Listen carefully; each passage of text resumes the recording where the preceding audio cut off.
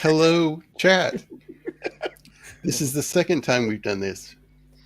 We already did the show once, so we're going to redo it again. Yeah, we'll redo it for you. We're in a temporal causality loop. That's what's going on right now. That's what it is. Cause and effect. Yeah. We did a trip around the sun to travel back in time so we can start this over again. Yes. And here we are.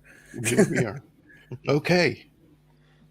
Now we got Roman of the Empires with us tonight. First time on the stream. And thank you very much for having me, Jacob. It's great being here to close out the OG Star Trek films. I'm very excited about this one. Yes, me too. I'm glad you could come on. And then we got General Nerdporeal is here. Cry havoc or let's slip the dogs of war. Oh boy, I love that. I love this. Thanks for having me on. Jacob. Love Star Trek 6. This is great closure.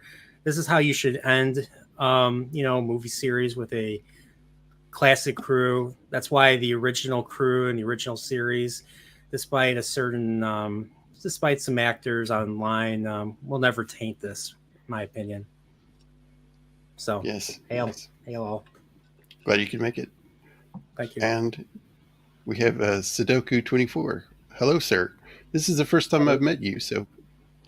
Thanks for having me. I've always been a bit of a Trekkie, so it's good to be part of you. Good to have you on. Yeah, I really enjoyed because Roman of the Empire did 2 streams on Wrath of Khan and Voyage Home, and I love those films, love those streams. I said, I'd actually like to kind of hop on, and so you kind of got me in here. Thanks for having me. Yeah, good to have you. And then we have Manetheren, Nathan, sir. Hello, everyone. Thank you for having me on, Jacob. This is going to be a treat. I'm your test case of non-Trekkiedom, but I'll tell you what, these this is a good movie. I've always enjoyed this one, and it was a great relief to come off the heels of the fifth one. Yeah, glad you could come on. And then we have Blair. Hey, everybody. Glad to be on this panel. We have 2 bearded men holding the stream up tonight. So here, I'll put you on the other side here. Oh, there we go. Yeah, no, that works. We're a little lopsided there. It's so much beard. I can't take it. It's so much beard. We are I hear envy. of the community. Yeah, just say hello to the chat real quick. Got Melvin in the chat. Yeah, this is the one with Lawrence. Yeah. Yes, she's amazing. Well, I was saying this. I was saying this the other day. But do you know where Gene Roddenberry got his idea to make Star Trek from? Jennifer Lawrence. Yeah. Slingshot back to the 50s when he was a cop. And he arrested her, and she just said, "I'll give you this idea if you let me go." And she gave him this idea, and then hence we got Star Trek, a decade later. Hey, Joseph Dredd. Never gonna live that down. Yeah, he must be listening to some Klingon opera. Unification 2. Oh my gosh, what is that darn noise? Who's playing that darn noise? It was a Ferengi with a southern drawl too. That's what was funny. A fat Ferengi with a southern drawl in that episode. Got JT. What's up, man? Hey. We got Tripe in the chat. Hello there. Trip. Daniel. Trip. Daniel. Steve's the one that Steve's the Lord Donut. Yes.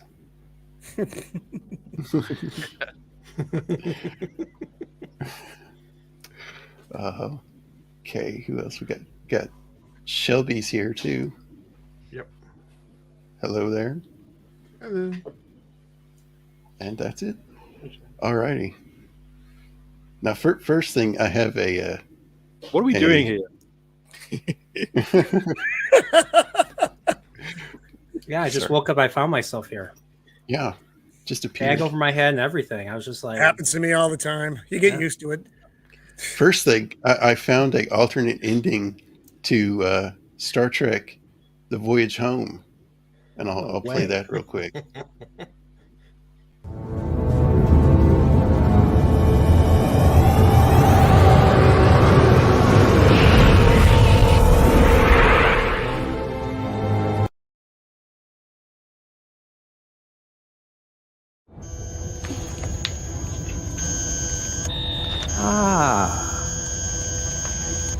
The game's afoot, huh?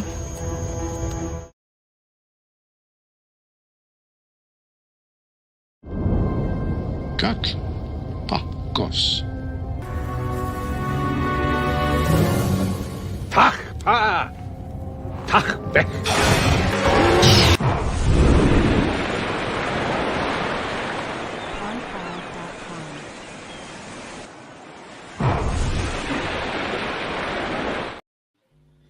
If only that would have spared us Star Trek 5. Yes. But They're endangered, Jacob. They're endangered. Them Klingon bastards. You killed my whale. So who's going to tell this probe to go do what with itself now? Well, basically. The probe comes back and just immediately obliterates Earth. Bye. That would have saved us, Discovery and Picard. Well, I say, have at it, probe. You do your thing. down below or decks below, wherever that crap is. What was that? Lower decks. Lower decks. Thank you. Yeah, lower decks. I didn't even watch that. Didn't even. Lord Drek. So Roman, go ahead and pull that IMDb up. All right, here we have the beautiful poster with General Chang in the back, looking menacing as ever. And so this was written by Nimoy, and Nicholas Meyer did the screenplay for it as well as directing this. Nicholas Meyer, of course, the director of the opening Wrath of Khan. Wrath of Khan.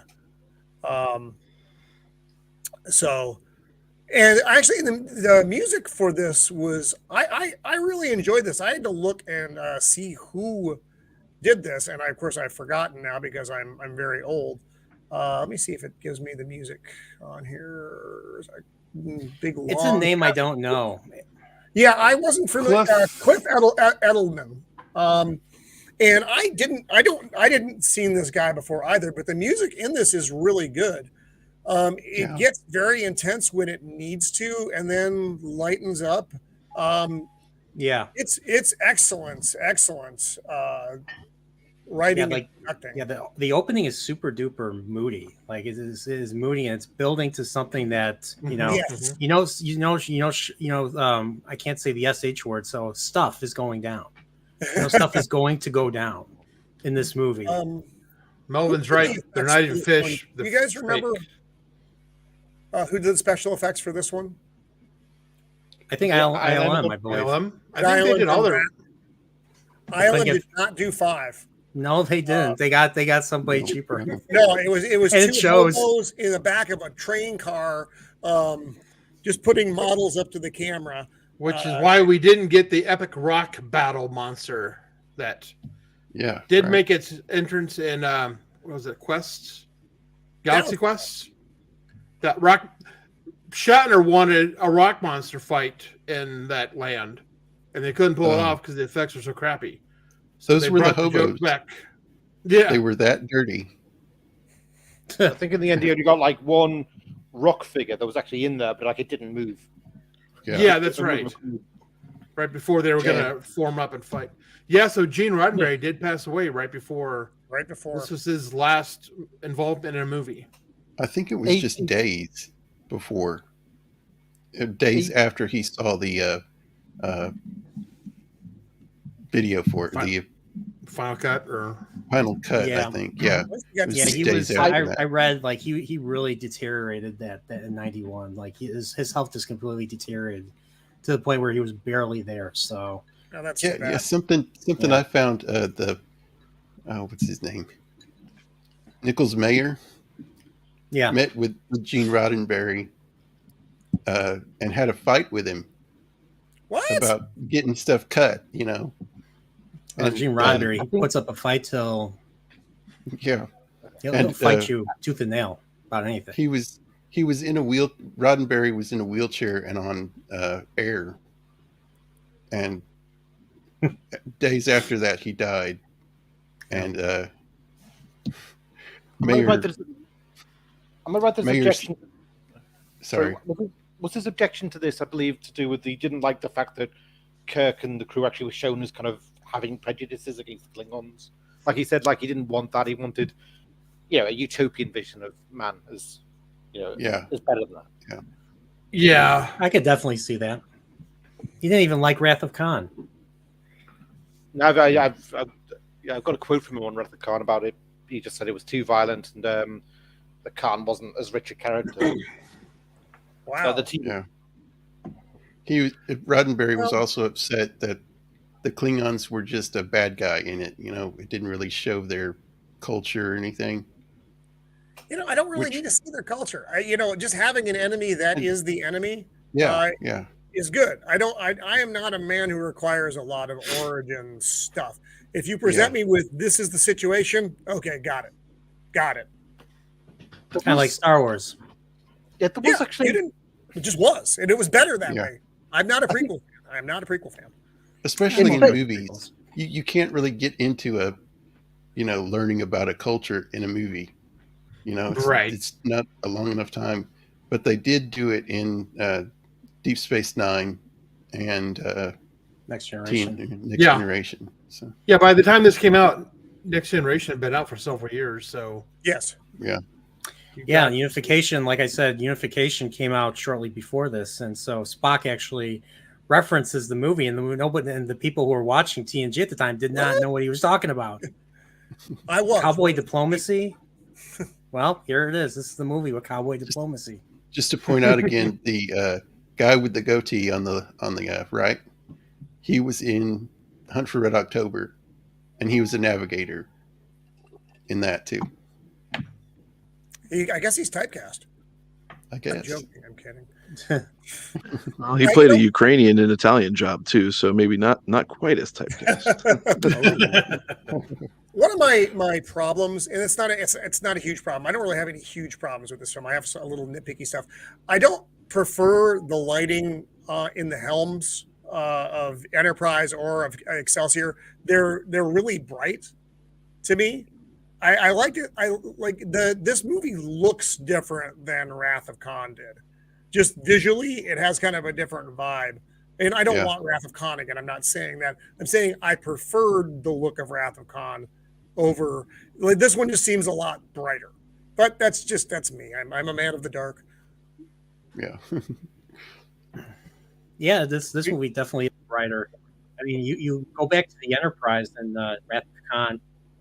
It's relatively dark. Like you don't see the whole consoles. The lighting is just kind of. I mean, it was brighter in Search for Spock. There was a big difference even between that and Search for Spock. So yeah. Then, of course, in the redid series, the whole bridge is lit up like lens flares everywhere. You probably were blinded time you got off your day shift. Oh, one thing too. This is the first, I think, Star Trek movie that had actual screens up on the walls instead of just like lighting or whatever. Yeah. I mean, the bridge design was very different. I don't even remember what it looked like in Star Trek V because I don't care. But Enterprise in this did have a you had that core section of the bridge, Michael Dorn, in this that looked it's similar. Everything is placed where it's supposed to be, but it's that you're right. The displays were very different looking. And actually, Spock and Uhura's seating was different too, so they could actually face the camera instead of the wall. What's up, Zax? Hey, Zax. Yes, nerds. Oops, I think we're fighting each other. So we come up, and this is we just have the bright star, and then Boom. I like this effect a lot. I thought this looked really, really cool. This is that movie, Melvin.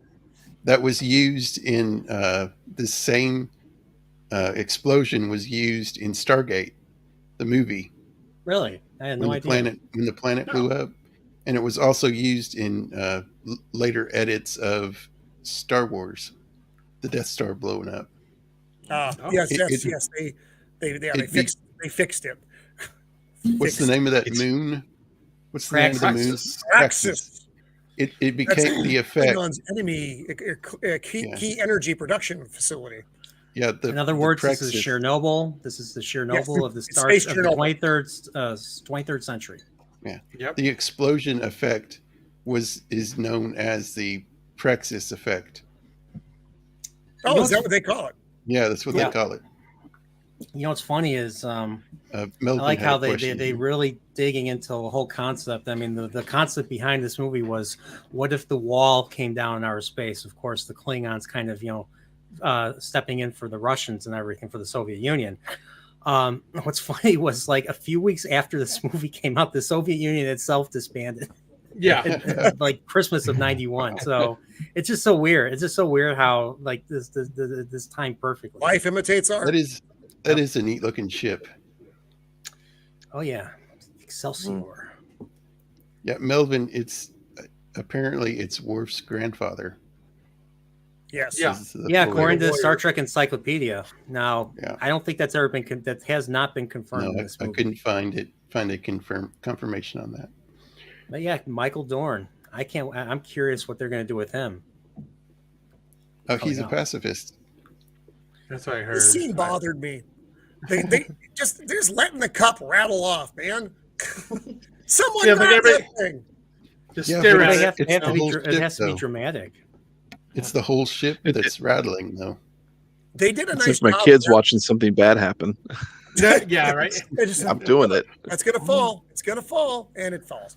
They have a lot of aliens in this episode. In this movie. They have the whole planet. Yeah, it's nice being able to actually see aliens in Star Trek. And then the glass is fallen, or his teacup is fallen. Is that why he's? Is that why he's so? It's actually the same brand that I have here. Is that why he's so sour nowadays on Twitter? Because it could be his cup fell and lost. I have never gotten past when my teacup broke on Excelsior. My salsa. The captain's teacup broke. Oh. My. Is that imported China? Shields. Shields. A different. I think it's from Europe. Is where these are made. And notice who the communications officer is here. You know, she's not listed as Rand, though. She's just listed as communications officer or really, really, because they gave her a bigger role in Flashback on Voyager. Like, she literally had, speaking lines, and Tuvok reported to her. Tuvok is there, though, man. They need to incorporate Tuvok. I did not like Tuvok. I like Tuvok. I thought it was okay. Yeah, I mean, it's not Spock, but he was. I have a reason why I watched Voyager story about Tuvok. So you remember Tupac Shakur, of course. I was up late one night watching the news, and the news came on that Tupac had been killed. So I went in and I told Mrs. of the Empire, who was clearly semi-sleeping. She said, "Tuvok's dead?" And I was like, "No." So they get tossed like cork by this energy wave. And I swear that same effect with that same stunt was done in Wrath of Khan when they got hit by the Reliant. Yeah, except was it Flash? The somebody did like a somersault. Yeah, in front of the camera. They need seatbelts in space, people. And into the wave. And into the wave. They should almost have like a sensing on the ship that automatically turns it into the wave and does something to brace it so it doesn't throw people everywhere. That's another really nice looking shot. Yeah. The back of the wave. I get some Wrath of Khan vibes from this right here. Oh, like when they were in the Mataro Nebula? Yeah. Yep. Do we report this? Are you joking? Are you kidding? Like a sexual assault on the bridge? Yes. What does he say? I can confirm the location of Praxis, but not the existence of Praxis. Yeah, that's right. That's right. Yeah. Yep. Oh, there she is. There she is. And we get what's left of Praxis. That's like a quarter of that's a quarter of the moon. And we have an incoming transmission from Praxis. Yeah, that's I guess that baby arrived. So funny. That poor guy. The shockwave would have killed everybody on that planet. Oh, that seems very unlikely that anybody is. But it's Star Trek. It's good. And then he's like, basically, just stay away from Praxis. This transmission ends. There's been an incident, but it's under control. Yeah, right. Yeah. Everything's under control. We're fine. How are you? Are you fine? It's a message brought to you by Klingon Pravda. Yeah. If you go back to that Klingon, look how smooth his skin is everywhere. It's just the forehead. You think he uses like a moisturizer? He must. Maybe it's Maybelline. Yeah, hang on. Like a little baby face Klingon there. These uniforms were interesting as well because they are reminiscent of like the OG series Klingon uniforms, but puffier. Yeah. Well, they had Next Generation as kind of a guide too to what they should kind of look like. At least they didn't look like Discovery. Ah, you said it. They looked horrible. It's my stream. I can say it if I want. What do they? What does it say? They don't look like Puerto Ricans in gold lame anymore. Ooh, no. Oh my!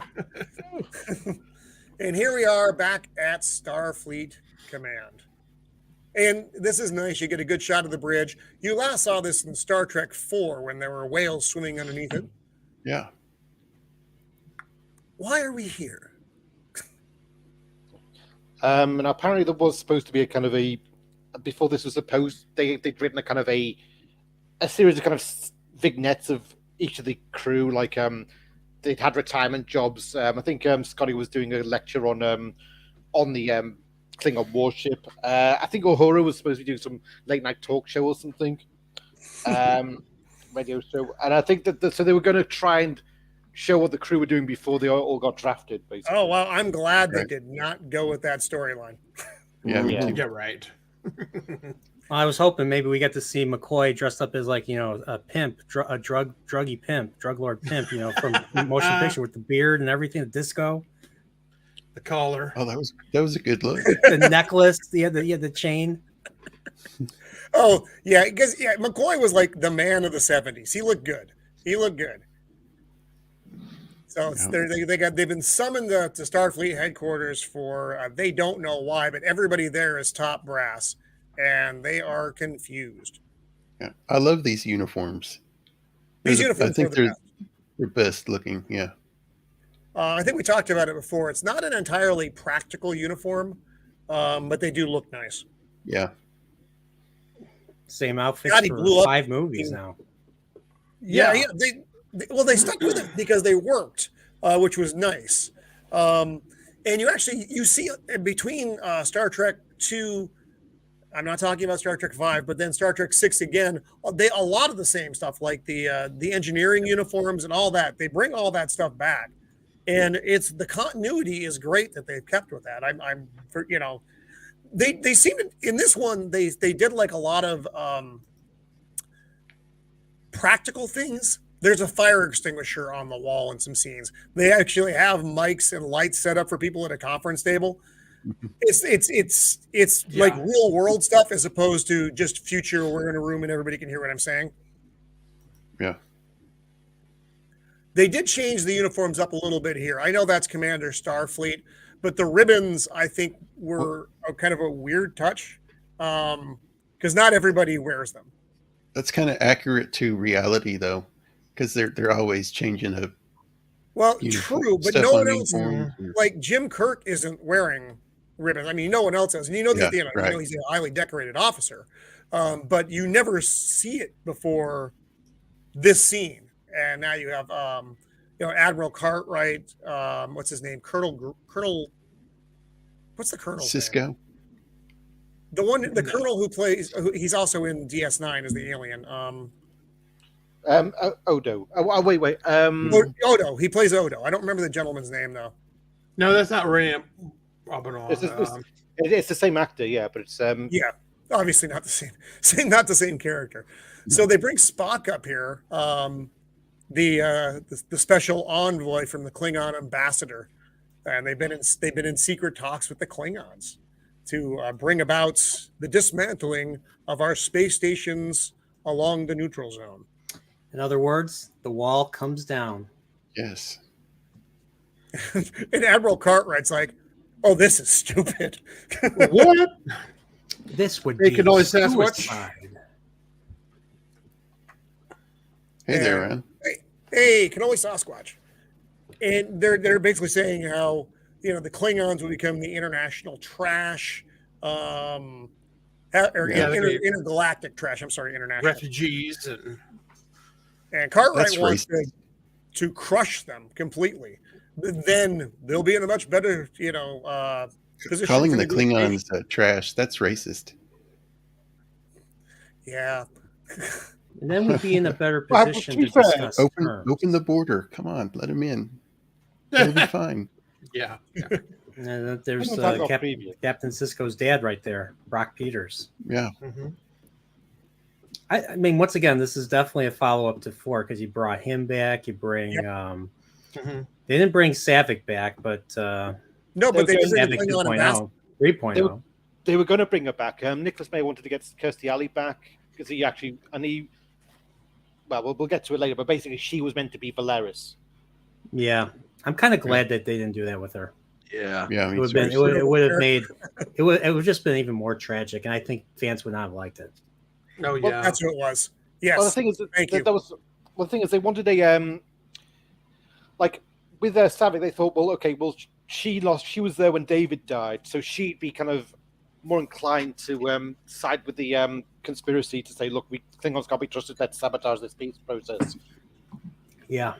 So she had a motivation, and kind of Valeris, not so much. She didn't quite have that motivation, whereas Savick would have. Yeah, I agree. Right. Valeris just went in with the wrong crowd. She was, Spock was her mentor, his greatest student, and she just her logic was flawed. Yep. That part we'll get once we get to that part. Wow, that's pretty crazy.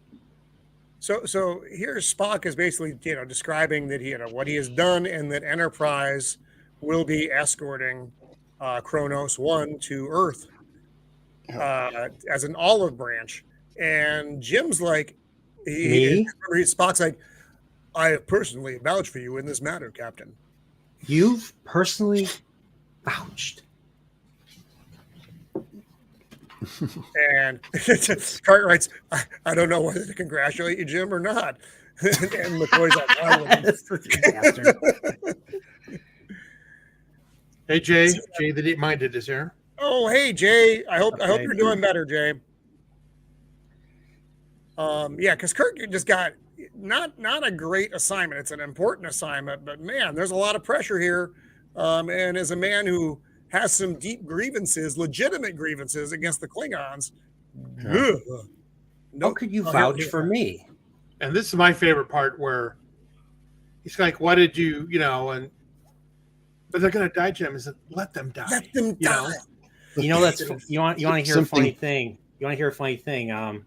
Shatner asked Meyer not to include it in the movie because he felt that was something Kirk would not say. And what did Meyer do? Put in the movie. Yeah, he also Kirk. It's human. It's a human. He wanted after he said "let them die," he bring his hand up to "oh, I'm sorry, I didn't mean to say that." But they cut that out too. So yeah, he's pissed. He's been fighting against these people pretty much all his career. Yes. They killed his son. that killed his best friend, at least one, or almost killed his best friend. They've been a constant cause of problems for him, and now he has to save them. Are you kidding me? Has it occurred to you that this crew is due to stand down in 3 months? We've done our bit for King and Country. Yeah, that's a great line. Yeah. That is a great line. Don't believe them. Don't trust them. Don't trust them. This could be an historic opportunity here. They're animals. That's pretty bad. This is a rare actual disagreement between Kirk and Spock. It's not. This isn't surface level. Kirk is genuinely angry with him for dragging him into this, and Spock doesn't understand why. He's not registering with him. And this is not the utopian humans have gotten better. This is, we're relatable. Still kind of the same. Yeah, exactly. Very relatable. Yeah. Beautiful space station. Yeah, I think that's one of the greatest appeals of this particular movie is how relatable it is to have animosity. Not necessarily doesn't have to even be between races, just how deep-seated animosity can be between people who have wronged you, and how you can have to battle to overcome something like that and find maybe forgiveness and peace in that. Yeah, the tension between the two is very, very palatable. You could feel that. It's just hanging in the room. Yeah. Such an amazing dialogue delivery from both of them. And it's so nice because these two have worked opposite each other for just so many years. And this is actually the last hurrah now, and they know that. And they get to give these great performances. Yeah. Well, we got to keep in mind the old Vulcan proverb. Only Nixon can go to China. There's a fire extinguisher you're talking about. Yeah, there's fire extinguisher. Like I said, they throw some doses of reality here. I would think they would have some better fire suppression systems by this point, but whatever, it's fine. Well, that's good. All those sparks that start flying when they get attacked. They do. So. Enterprise seem to have a proclivity to catch a blaze. Yeah, especially when he's driving. The sparks. I think they made it out of those egg cartons. They burn faster than gas. Lieutenant Valeris, sir. Yeah, Kim Cattrall actually. Kim Cattrall. I'm sorry, Kim Cartwright. Yeah, had that. Very young. Yeah, she had the idea to shave her sideburns so that it would show off the ears more. Oh, that's what it is. I thought she was going for the power haircut before it was cool. Yeah, really. I love her introduction right here. Like Spock is like, Valeris was the first Vulcan to graduate the top of her class. And then Kirk is like, you must be very proud. And she's like, I don't think so, sir. And then McCoy's like, she's a Vulcan, all right. McCoy has some really good lines. He has some those little doses of humor in this are just he punctuates them nicely. Roman, I give plenty if you just shut up. Yeah. So here we get that nice shot of Enterprise's bridge. Like I said, it's a little brighter than I would prefer. It is brighter, but it still looks good. What's going on with Chekhov's sideburns? They're going down to his. What's going on with Chekhov's peak? Yeah. That happens when you get older. You start losing your vision when you're shaving, and you just miss large spots every here and there. Yeah. Then he's go with it. And this is when Jim orders her to pull out of a space dock at impulse power. Yeah. Regulations, sir. Yes, I guess regulations stipulate that on what a thrusters only. And here's Fishy's giving him the thing. And then Spock's like,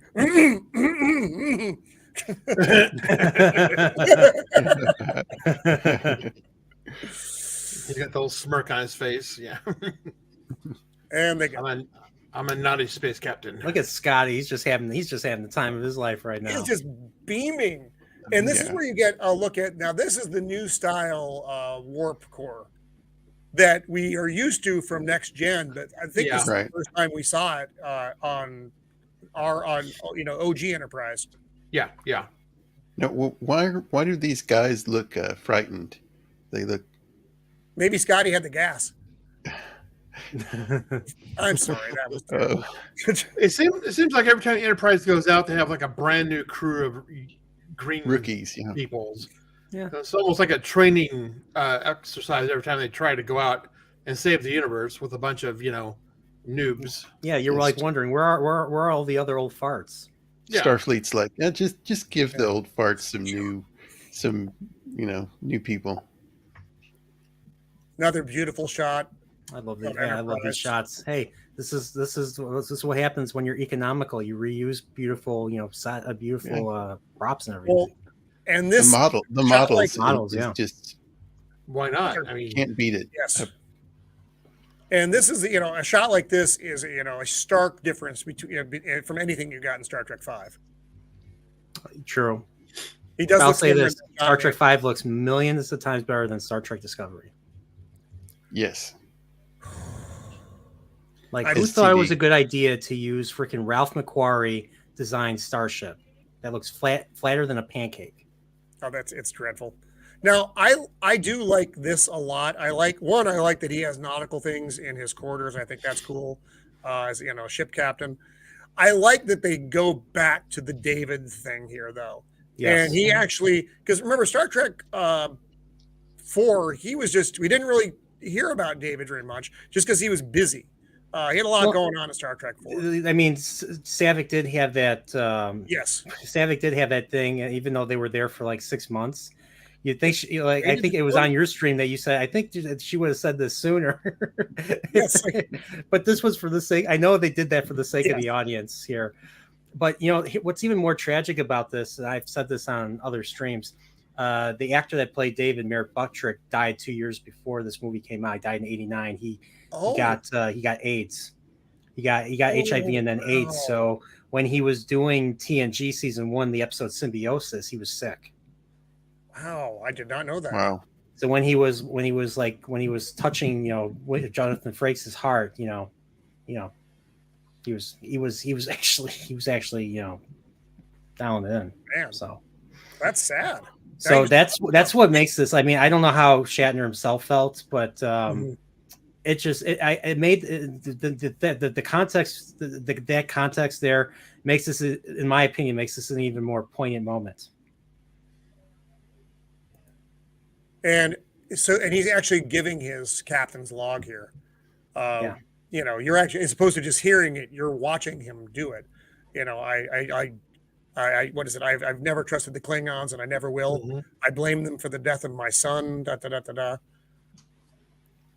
Which gets used again, of course. Was she just outside listening to all this? She's lurking like a weirdo. Yeah. Yeah. And so when he turns around, she's there. Hello. She's like, you could have knocked. There's another fire extinguisher. Fire extinguisher. They have evac procedures. I mean, these are things that you actually will find on board ship. So it's a nice touch. Like I said, they're trying to make it real. They're giving you things that are actually on board ships. I know the original Star Trek, the original model, and especially inside, all of the people who worked on it were like former Navy guys. Yeah.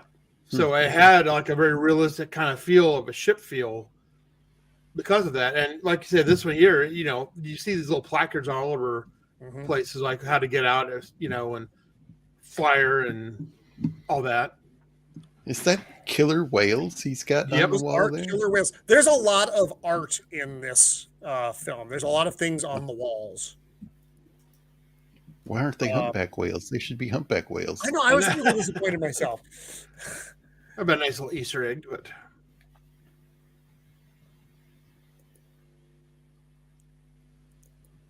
And here we get this scene was a little. Oh, wait! Go back to the shot of the Enterprise.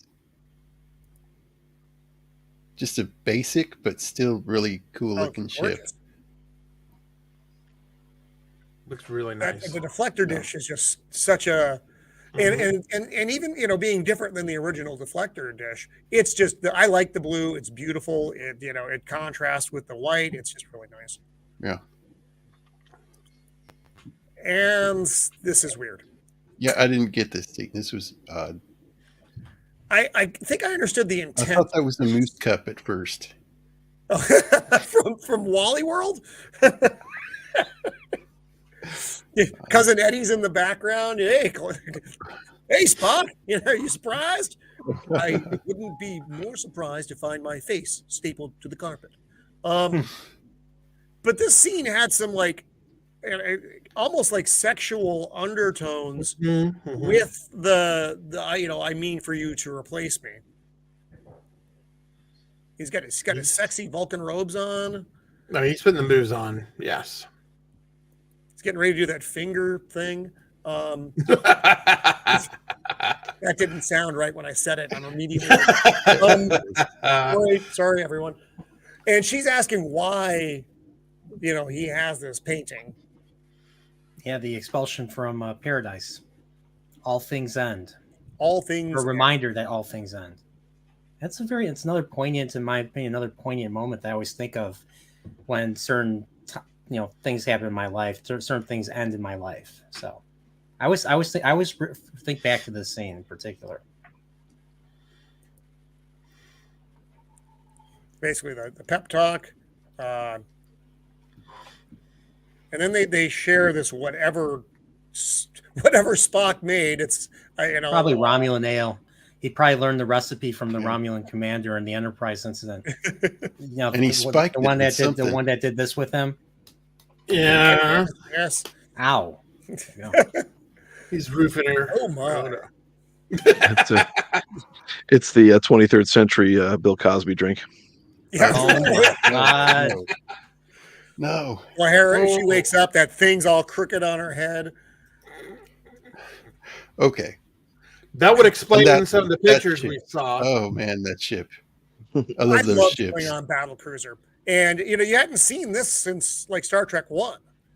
Because then they introduced Bird of Prey, and that's the only ship you saw. I like the Klingon battle cruiser because this is straight back to original series Star Trek. Is that the D7? Yes. Right. I think so. Either that or it's the Kimitar class. Oh yeah.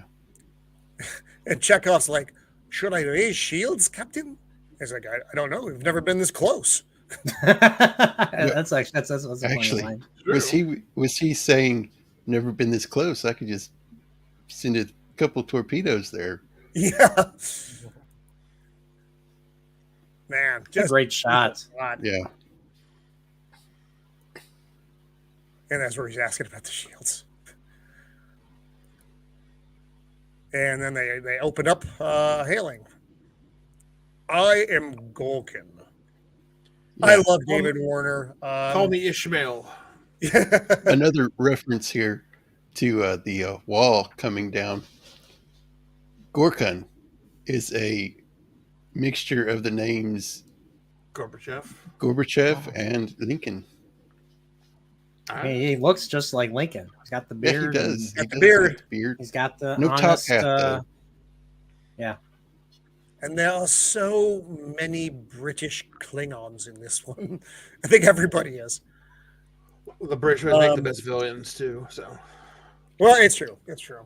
And then Kirk invites them over to dine with his crew at 1930. And Spock's like, "Huh? The Klingons are coming to dinner. Guess who's coming to dinner?" You know who originally was supposed to say that? Nichelle Nichols, and she refused. Oh, yeah. Wow. Well, yep. And this shot again, man. Yeah, that's a great shot. Look how big that thing is compared to the Enterprise. But yeah, that's close. Have y'all seen anything of the?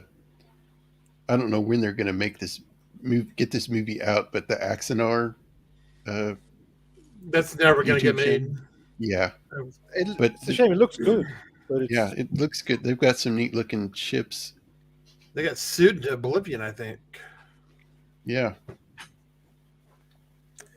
And here we get this weird little booth they put the transporter controls in. I'm not quite sure why they did this, but that was new for this ship design as well. They finally figured out that it's in case Go ahead, Blair. they finally figured out after years of using it that it's slightly dangerous to be standing by it all the time. So it's in case you beam somebody up and they're inverted and they blow up. Oh yeah, that's right. That's a danger. We saw that in Star Trek, the motion picture. It gets splatter screened, right? Like on Galaxy Quest, that. And this is fun. The bosun has this crazy. I mean, it's the futuristic bosun's whistle, which you would hear if you were bringing dignitaries aboard the ship. And they actually have ship bells in this as well. Which again, these are actual Navy ship things. They did have that in Khan too at the end, I think. At the beginning, the whistle. When they first when Kirk first boarded the Enterprise, they actually had the whistle. Okay, yeah, right. When he does the inspection, when he first meets Preston. Yes. What about the rest of the inspection, Admiral? Thanks. And there he is. The man. His eye patch. If you look at his eye patch, those little bolts are little Klingon symbols on each one of them. Really? Can we see that in this? And it's actually bolted onto his skull. Mm-hmm. Well, if you're gonna do it, look at those shoes, man. Those do not look comfortable. It also implies that Klingons have hooves or cloven feet or something. I think the Klingons are fans of Kiss.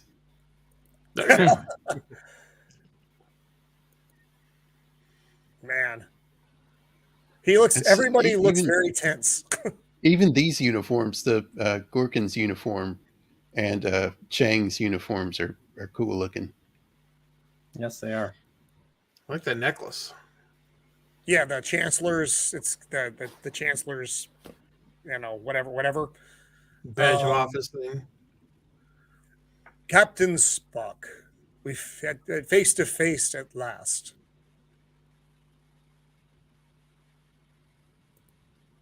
As it were, she's kind of small for a Klingon gal, yeah? Is she the first Klingon female in the movies? Yeah, and I think so. I think so. Yeah, she's got chainmail. No, they had the muscular one in Star Trek 5. And then you had the sisters. Oh yeah, they're creepy. The 5 didn't count though. There we go. Yeah, you can see those. You can see the Klingon symbol on the bolts. That's cool, dude. I never noticed that. I might do that with my mustache. Hold it to your face. No, pleasure to finally make your acquaintance, Captain. Yes, warrior to warrior. I don't know how to take that. To meet you. I so glad to meet you. Sincere admiration. Right. It's like, oh, okay. And then I think a brief tour is in order. And as soon as they leave, these two. Yeah, this is definitely, yep. Yeah, these two. Don't you two have something to be doing? What about that smell? Top of the Snap line. to it. They're the only ones that can talk. You men have work. Snap to it. Oh, that's right, Jay. Jennifer Lawrence was obviously the first female Klingon. Well, obviously. It goes without saying. Yeah. Chuck Norris hit Jennifer Lawrence so hard, it sent her back in time so she could do everything. I've heard that. I don't know what they're eating at this meal. If these are Klingon dishes or whatever they are, they don't look appealing. It's blue octopus, I think, or Hey, they're drinking Romulan ale. They're playing with their napkins. Like, what is this? Yeah, what is this? Their table etiquette leaves something to be desired. Because I like how Chang just unfolds it and just drops it in his lap. Because Chang knows the enemy. He knows Shakespeare because he knows Shakespeare in particular. They know Shakespeare in particular because one of the rules of your engaging the enemy, know thine enemy. And but only if it's in the original Klingon. That too. Oh, yes, that too. Only. But yes, nothing. Picard himself in TNG. I think it was the episode The Defector where he tells Data, nothing tells the human condition better than Shakespeare. I don't know how true that is, but it's up there. The Klingon Language Institute that, actually speak the language actually took Shakespeare and translated it into Klingon. And so they're actually saying Shakespeare in Klingon. Really, I didn't know that. They translate the Bible too into Klingon. No. Yep. That seems like so we have the toast to the undiscovered country, and everybody looks confused. What is he talking about? The future. The future. Oh, okay. Oh yeah. Look at the look, man. He's just happy. He just downs the whole glass. I love this. Romulan ale. Yummy. In the novelization, Romulan ale tastes like it's kind of like bubblegum with an electric charge. I did not. And now we actually start having the back and forth of dialogue between them, and it unravels pretty quickly. This is where he goes, to be or not to be is the question that preoccupies my people. And he's like, we need breathing room. And then Kirk is like, Earth, Hitler, 1938. I beg your pardon. And Spock looks at him like, did you just say that? But I think the captain is trying to say. It must be the most awkward dinner party. These two people have been wanting to kill each other for decades, and all of a sudden they're like trying to be nice. It's not quite working out. Well, I see we have a long way to go. To disagree with my first officer, but yeah, because they're talking about, are you willing to give up Starfleet? We know what this is about. This is going to be the end of our, end of our culture. It's just that's not true. No. I love McCoy. See? Remember, you have not truly experienced Shakespeare until you have read him in the original Klingon. Ta be. To be or not to be. And this awkward goodbye. You don't do this again.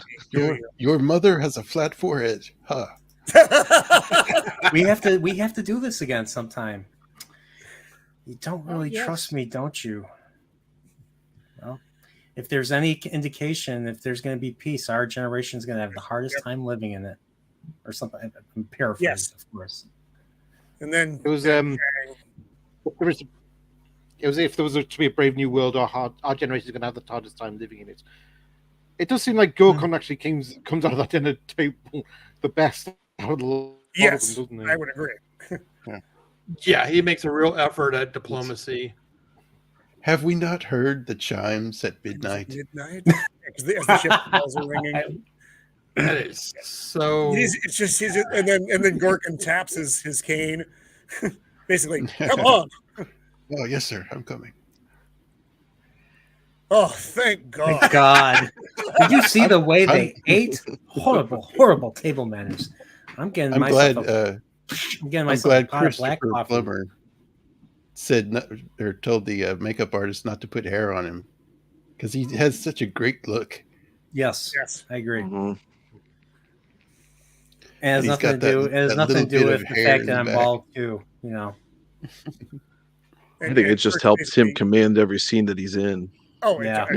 Your eyes go to him. Nerdporeal, do you have a little ponytail in the back? No, like Chang? I'm just a bald. I can't swear, so I'll just say a bald dude. Okay, hairless tribble. The bald dude. I'm gonna go find a pot of coffee. And he rips it open like that. And I said, what does he say to Spock? I hope you're happy. Yeah. And Kirk says, "Wake me up if we can mess anything else up tonight." Oh, yeah. Yep. And this is was it note to the galley? No Romulan ale should be served. That's it. Yeah, they all feel like crap after that dinner. He's laying there. He's just that was me a few streams ago. After a few streams, he's out. Yeah, and right as soon as he lays down, Captain, could you come to the bridge, please? And he gets up. He's like, Spock, I'm awfully tired. And then they find like, was it a neutron neutrino surge? And it's right under the ship. So, I wonder who that could be. I wonder who that could be. And then all hell breaks loose. Only you have a headache? Only the size of my fist. Or something. Only from the sides of my head. Only from the side of my head. And then, we fired on the chancellor's. We fired on the chancellor's ship, and then Sky's like, "No, we haven't. All inventory is fully accountable." So the clock. So it's this is 1:18 a.m. for the crew. Yeah. That was a late night. That was a late night dinner. That was a late dinner. And then, this is awfully. I wouldn't think the Klingons. I mean, I get that it's the Chancellor. It's awful roomy, though. It is very Spartan in its its decor, but it's a really big space. Almost comfortable. What makes it Spartan? I'm curious. There's nothing. It's not adorned with anything. You just have lights, walls.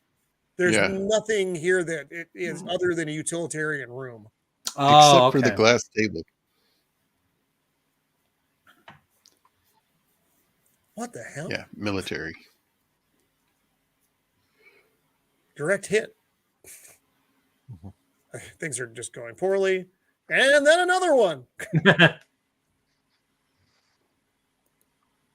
And this one does some real damage.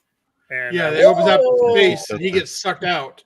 And they use that shot all the time if they have a Klingon battle from now on in the TV show. Oh, this one?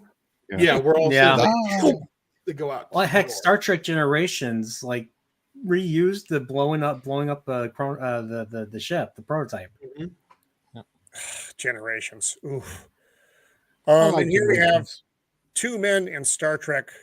I gravity boots. Generations some of the time. I'm not a fan of Generations, although I do like it better than Star Trek 5. Really? Yeah, this scene reminded me of The Expanse. Yeah, I can see that. Got that gravity, real boots on. No gravity. The real science aspect coming to life. I dig these helmets. Yeah, and to a lot. Something interesting about The Expanse, if you have an injury in zero gravity and there's bleeding, it just pools inside the body cavity and causes infection. Oh, really? Yeah. See you, Gina. I like how the Klingon blood and only in this is pink. Yes. Yeah, it's like a purplish pink color. Well, these phasers also don't disintegrate the target. They just blow holes. And it took that one guy's arm off. That was cool. That was a cool shot.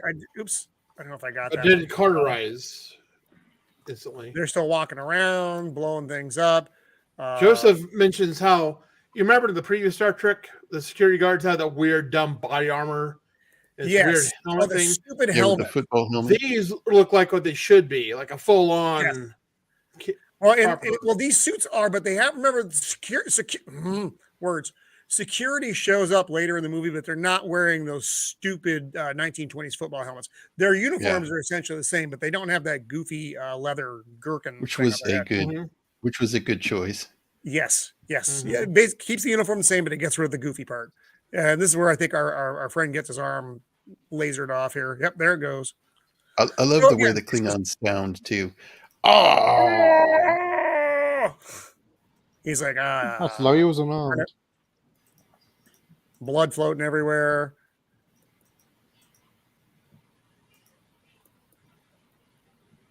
Just going through and doing their job. Yep. A odd lack of Klingon defensive weapons. Yes, as they're going through here. Yeah, though. Well, I know that they're they don't have gravity, but you're right. I don't know why they don't have one of the guys in this room when the gravity goes off, his gun goes floating out of his holster. He actually floats out of his holster. Yeah. But you would think a Klingon would have multiple weapons. Right. I always would assume, because they're such a highly war cultured civilization, that they would just be armed to the teeth. Yeah. And he's, asking to get comms with the ship. They're actually hearing the firing on the other ship. She hears it. Ooh. Yeah, they get the gravity back and everything comes down. It's like, thanks, have Matt, you for no that. shame? So he's coming around. Matt says it will only pool inside once internal body pressure equalizes with external. Otherwise, it will get pushed out. Thanks for that, Matt. So yeah, they got their shields down. Yep. Have They you don't know no what's going decency? on. This guy's about to kill him, and they finally just they can't fight back. This is a diplomatic mission. They've got to stand down and basically bite their tongue and bear. The conspirators in this were hoping that Kirk would just continue to open fire on them. That's why they picked him. They thought for sure he would take every chance to wipe him out if he had half a chance. Yeah, and he didn't. Surrender. Yep. Do it while we still have time.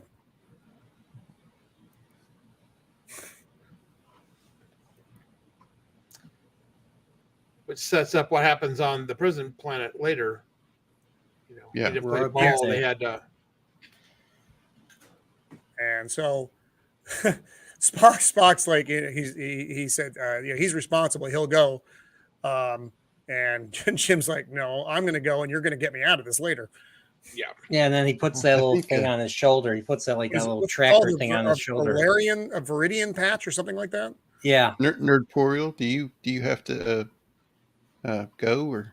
Yeah, I got to take off. I didn't realize how long the stream was going to be, so I have another engagement I need to deal with. So, this is a great movie. Thanks for having me. I just love the trial.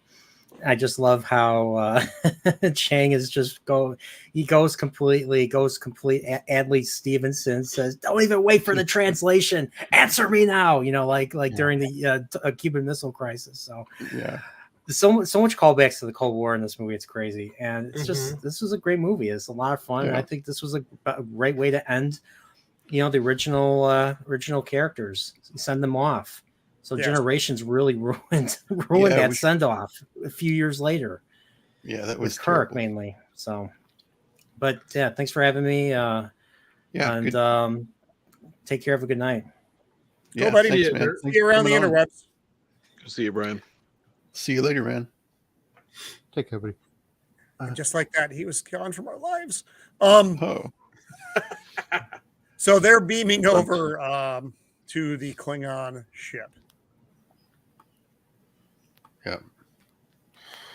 Are you mad? We're here to help. All right.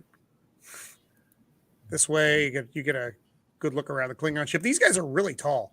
And of course, Gorkon is bleeding out. You can see all the paintball splats on the wall and floor. And McCoy's like, don't you have a surgeon on board? And well, when your second torpedo and he's going into some kind of damned arrest. He can't close the wounds. It looks like he just sticks this instrument into him. I don't know what that was. No, but I mean, one would not think that Klingon physiology would be so different because everybody seems to be close to, all the bits are in the right places. Well, they do have two of everything. Oh, Klingons do? Yeah. Oh, I didn't know that. Actually, in DS9, it something happens to Worf, and he's got 2 hearts. So then Discovery comes along and says, "Oh, well, if they have 2 hearts, they have 2 of everything." Discovery, not canon. No. So he goes into heart failure here. McCoy's doing the old bang on the chest, hoping things start going again, and he leans into Kirk. Don't let it end like this. Wasn't there something with the weapon they used that actually caused it so they couldn't help them medically? I thought there was something about that too, like a special weapon that messed your body up so normal treatment wouldn't work. Yeah. That comes out in the trial, I think, if I'm not mistaken.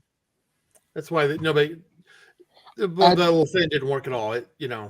No, I think it was just a case of McCoy just didn't understand the anatomy. It was like it was new to him. He'd never treated a Klingon before. Yeah. Oh, then he's dead. And then they slap him in irons. Which would make sense because Worf is the first Klingon that joined Starfleet, or is that right? Yeah. And Chang's like, according to your international law, I'm placing you under arrest for the murder of the Klingon Chancellor. I like his little mustache. It's great, right? It's the opposite of very. Plus it's also kind of like Oriental, like Chinese. Yeah, he looks like Mean the Merciless type thing, He does look like Mean. That's right. Yeah. He's got the chain name too. So they've been arrested, and then Spock's trying to figure out what's going on.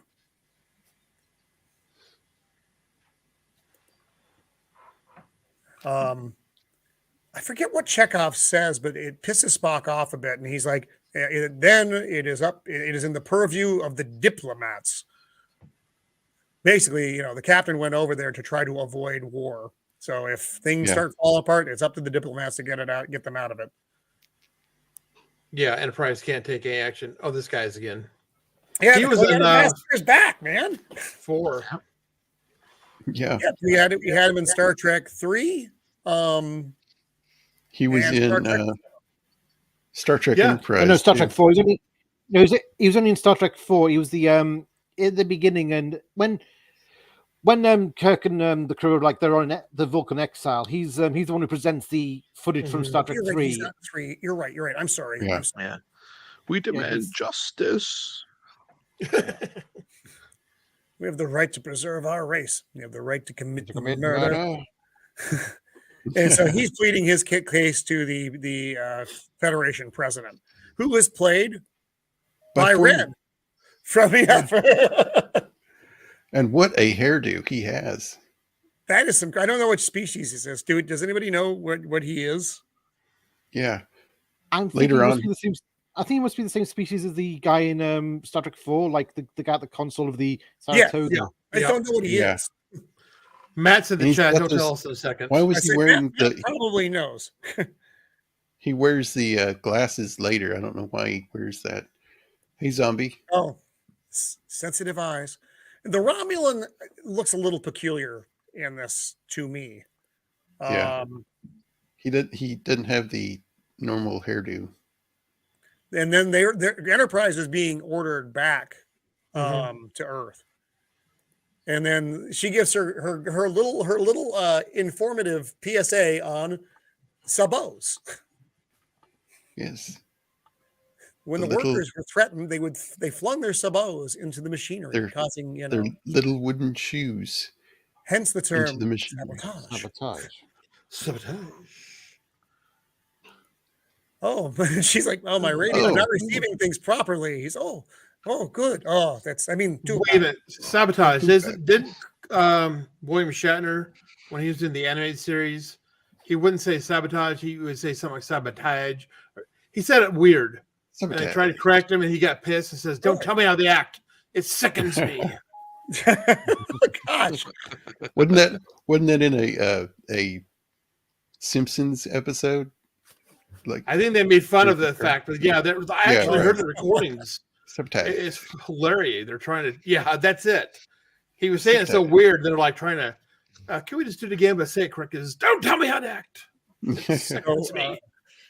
Gorkin's daughter has been named chancellor, and she's talking to the president of the Federation, basically terms. They want to have another meeting, and they don't want to have it on Earth because of what's happened, and they will not release Kirk and McCoy. Zombie Box has a good point. He does have that dog to bounty hunter thing going. Yeah, he does. Just put the braids in there and stupid pair of sunglasses on him. Oh boy. Yeah. Matt says they never name a species. So. They don't. Okay. I accept that. Okay. That's too bad. That's just on the Klingon side, same conversation. And they're like, we need to keep attacking. We need to attack now. And she's like, that is not what my father wanted. And he's like, your father's beliefs are what got him killed. I took that as almost a threat. Yeah, I agree. Well, now we're at the trial, and we don't see them transported, but I guess you don't really need to see them transported. So I assume they are on the Klingon homeworld at this point for their trial. And the trial is, as Nerdporeal said, this is a great scene. The show trial. Yeah. There's his patch, just showing it off again. And this, you get the feel of this hall, how big it is, and it's just full of pissed off Klingons. Oh, poor Worf's grandfather. I am so uncomfortable. I do not want this job. Literally anybody else. It's a damn show trial. This is how John Adams felt. The gavel. I like that. The gavel was cool. That's a cool gavel. I think we I want one. I would like to get one of those gavels, Be quiet. I do like that it's like this is supposed to kind of be a story about prejudice and overcoming your fears. Yet they've kind of made the most nightmarish kind of Klingon design they can for the gavel and all that. It almost looks like a almost looks like a Warhammer gavel or something. And they take out their universal translators, and now they have to have these bulky things. Feels like they're at a UN trial or something. James T. Kirk, Dr. Leonard McCoy. Hang on, I need to get a throat lozenge. Oh, didn't they say his full name? This is the first time we find out. Yes. This is the first time we find out T stood for Tiberius because they make a point of that in the trial. Right. Oh, he asked him, what is your current medical status? Aside from a bit of arthritis, not bad. And that does not go over well with you have a singular admirer. Tell me, do your hands shake? Basically, he's saying he was drunk or incompetent when he's taking care of Gorkin. Whose hands wouldn't be shaking?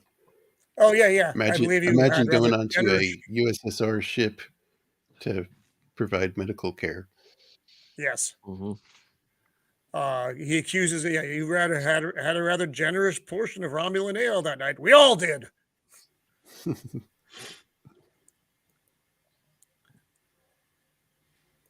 Too bad it wasn't some blood wine. And at this point, he's talking about Kirk and how he, was once Admiral Kirk, but he has a career of disobeying orders, blah, blah, blah, basically trying to paint him in a negative light, which isn't very hard considering the audience. Everybody's riled up.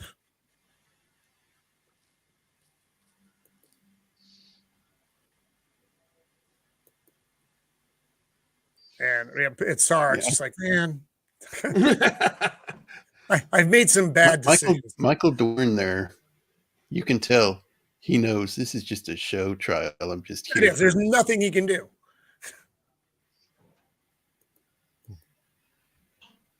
And I think they may be doing the sentencing now where I thought that was a good part right there. Yeah, when they're panning around everyone because of the diplomatic efforts that are being made, they don't have the death sentence, but instead, without the possibility of release or parole, they are sentenced to the dilithium mines of otherwise known as the aliens' graveyard. Yes. Yeah, right. Better kill them now than get over. Which is a death sentence. Which is essentially a death sentence. And then Spock immediately goes back to replay the first torpedo launch. And Chekhov's like, we did fire. And Scotty's like, no way. Yeah, because they still have all of their torpedoes. Yeah, he hasn't done the visual inventory yet. So Scotty said the computer. But I think at this point they've already done the counting, haven't they? Not yet. Here's that later. Okay, that's later. That's very soon because kind of puts them all on task. Yeah. Yeah, trying to find what is the what an ancestor of mine once said. When you take away all the possibilities, the one that's left, however unlikely, must be the answer. Mm-hmm. Yes. A bird of prey. And this is where they start talking about the neutrino surge. Mm-hmm. Us. And then she's like, and it's like another ship. Well, we would have seen bird of prey. Would we?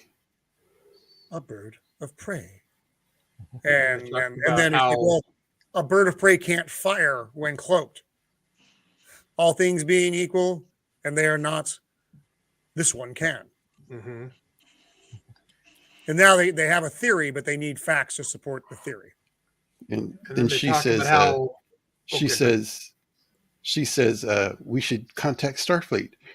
And Scotty's like, they think we're crazy. And they'd be right. And Spock's like, yes, I must be forced to agree. And we currently have a theory that fits our scenario. Is this where they talk about, okay, if the way the bird of prey or the cruiser was shot, they'd lose gravity. How could someone beam over? Then like gravity boots. But they didn't. No, they beamed over from the Enterprise, so they wouldn't have been done over from the Klingon ship. Yeah, so they gotta check the Enterprise for gravity boots. Yeah. Now we're on Urapente, and I'm going to admit this whole sequence is my least favorite part of the movie. The entire Urapente thing. I know. You can throw fruit at me later. This one Siberia bothered me. So they're on Urapente, which is and it's freezing temperatures, and that's what this guy's like. There are no guard towers. If you just misbehave, you get sent to the service, and you're gonna die. And then they bring out. Yeah. Then they bring out a prisoner and throw him in the snow. Oh, just throw him down there, and he freezes like instantly. Yeah. So now we're down in the mines. Nice looking. This looks like a Star Trek set. It reminded me of the Horta episode. Yes. Here are all the aliens. And he's running. He runs into a big giant dude who wants him to pledge his allegiance to the Brotherhood of Aliens, and he wants his coat. Is she a changeling? Yes. They call her what do they call her? Cameloid or something. Yes, that's right. But is she like Odo, or is it she a different? Okay. No, it sounds like she is one of the founders. Okay. Okay. So they're looking for they're looking for the gravity boots. This scene bugs me a little bit, and I'm sorry about that. So they have a galley. They have a functional working galley here. They're busy making food. Yeah. No replicators? Where are the replicators, man? Not yet. They don't have them yet. But they had them in the old. Yes, that's what I mean. Yeah. So that's why I was surprised to see a fully functioning galley.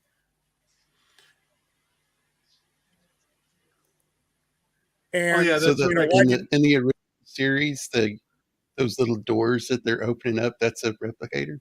Yeah, they take a little card, and then they take the tray out and food. Because remember, it's chicken soup. I remember the chicken soup episode. Well, no, I don't think they're replicators because there must be a kind of automated kind of food dispensers, but like in the episode Trouble with Tribbles, I think there's one where Kirk orders one and like there's basically a tribble in the cup. It's like, how did that get there? Yeah, it got into the food. Yeah, maybe they did have replicators. They talk about them though. No, they had replicators in the original series. Yeah, without question. Well, in the Trouble with Tribbles, they talk about like grain supply, so I think they must still be kind of relying on organic food. Well, that was the quadrotriticale. And that's for regular, that's for vast food supply stuffs. The ships were relying on replicators because it saved storage. They didn't have to worry about having these mass amounts of, chickens and goats and beef. They had the raw materials to, for the replicators to create those things. But they got a turkey just sitting there. And then I think it's Chekhov who asked, why didn't they just vaporize them? And she's like this? And then the alarms go off. And we learned something: you can't have an unauthorized phaser shoot aboard the ship. Which that's something new, but fine, it works. It fits the plot. And the poor cook's like, I'm just trying to make some biscuits. I would have thought Chekhov would have known that before she did. You mean since he's in charge of security? He's been on a ship since before she was born. That cook was like, it took me a long time to smash those potatoes. Now I got another pot. Really? That was the only potato smasher in the quadrant. And now Kirk's fighting with the big blue guy. I did think this fight scene. I did think this fight scene was a little silly. I agree. And yeah, knees, where was his? Is it on his head? Is where his really? No, his knees. Is? Oh, that's right. In the knees, right. And he's like, and hey, Jacob, can you check? They're saying we have no audio. Yeah. What? Yeah, I keep hearing that. I don't know what's going on. Let me go on. I don't know. None of us are muted. No, none of us are muted. I'm good. Shelby's like, yeah, audio's fine right now. That's, I guess. Okay, maybe it's him. Joseph and I don't know. Sorry, Matt, it's you. Yeah, it's you, Matt. Sorry, man. Kirk kicks him in the tribbles here, and you get a funny line about not everybody keeps their genitals in the same place, and how they'll respect him now.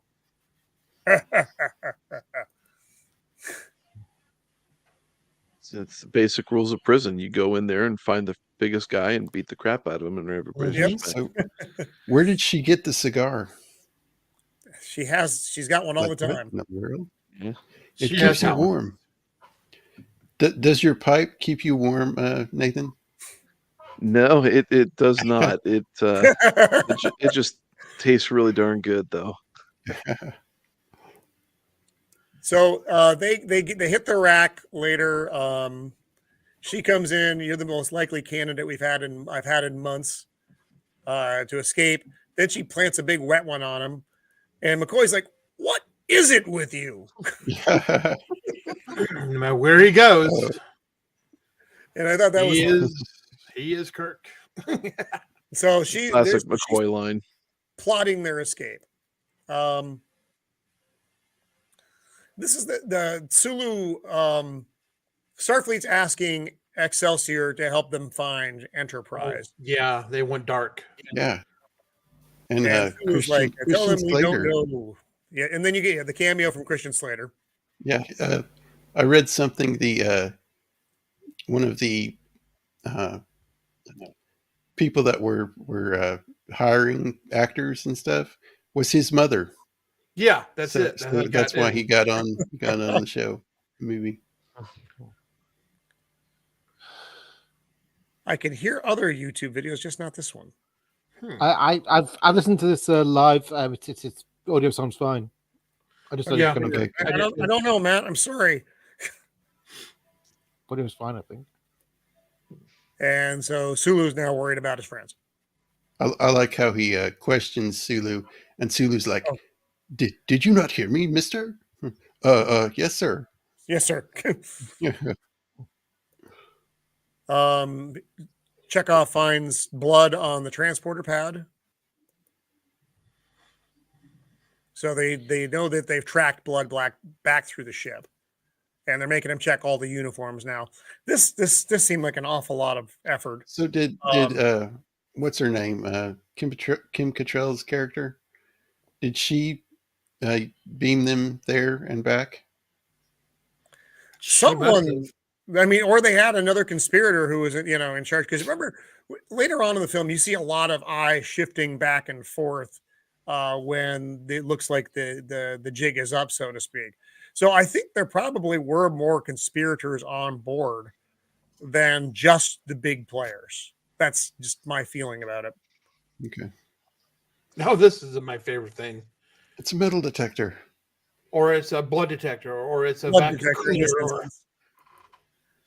And they find the boots. Oh, this is a good part. These boots will stick to their necks like Tiberium bats. And she's all very proud of herself, although not. Although she probably planted them there in the first place. Mm-hmm. Back on the planet, Bones thinks they've been stood up, and it turns out there she is. Except she's not her anymore. She's this big dude. Because they don't take females on this assignment because they're ist. Yeah, I like how Bones says, "I can't believe you kissed her last night. Don't remind me." This is where I grab a plunger and I act like Ace Ventura in the first Ace Ventura movie. And so now they bring crewman Dax in to confront him about the boots. Have you heard the story of Cinderella? Chekhov. Really, man? You didn't look down? I don't know why I'm here. And he drops the boot like he's dropping the mic, and Ow. Landed on my foot. That's an ugly looking paws there, buddy.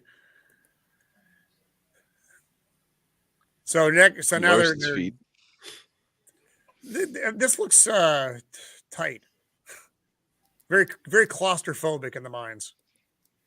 Yeah. They're doing dilithium mining, and she gets them over in kind of this corner of the mine, and she turns into this a small girl, so she can just drop the chains. I can't believe the Klingons would give prisoners pretty much a weapon. Oh yeah, the laser things they had. The laser? Yeah, you're right. But I guess they figure, what are they going to do? Yeah, where are they going to go? Yeah. Go and kill us. You'll be dead next. So yeah, exactly. So they shuffle out through a board or something. It all seems pretty easy. They got to climb, and then they're trekking through the ice. And there was like a kit there waiting for them with extra furs. And there's a flare that we'll see in a second. There's just some other poor bastard who didn't quite have the good luck. It's a nice looking shot. It's all optics, but it doesn't really serve a lot of purpose, but it's lovely. It reminds me of the scene in The Thing when they're looking down at the ship. Yeah. And that's the shield over the prison, and they're outside the beam out shield. Yep, there's a magnetic shield, so that prevents them from beaming out, and they've had to trek a ways to finally get there. And so Spock's like, "Hey, we need to let's hightail it to Urapente. Oh yeah, so here's the Klingon space, and this is just I heard there was a lot of that some people on set didn't like this scene because Lahura is a linguist. Yes, and would have easily been able to say Klingon. Yeah. Well, it's a funny scene. It is kind of a goofy scene, though.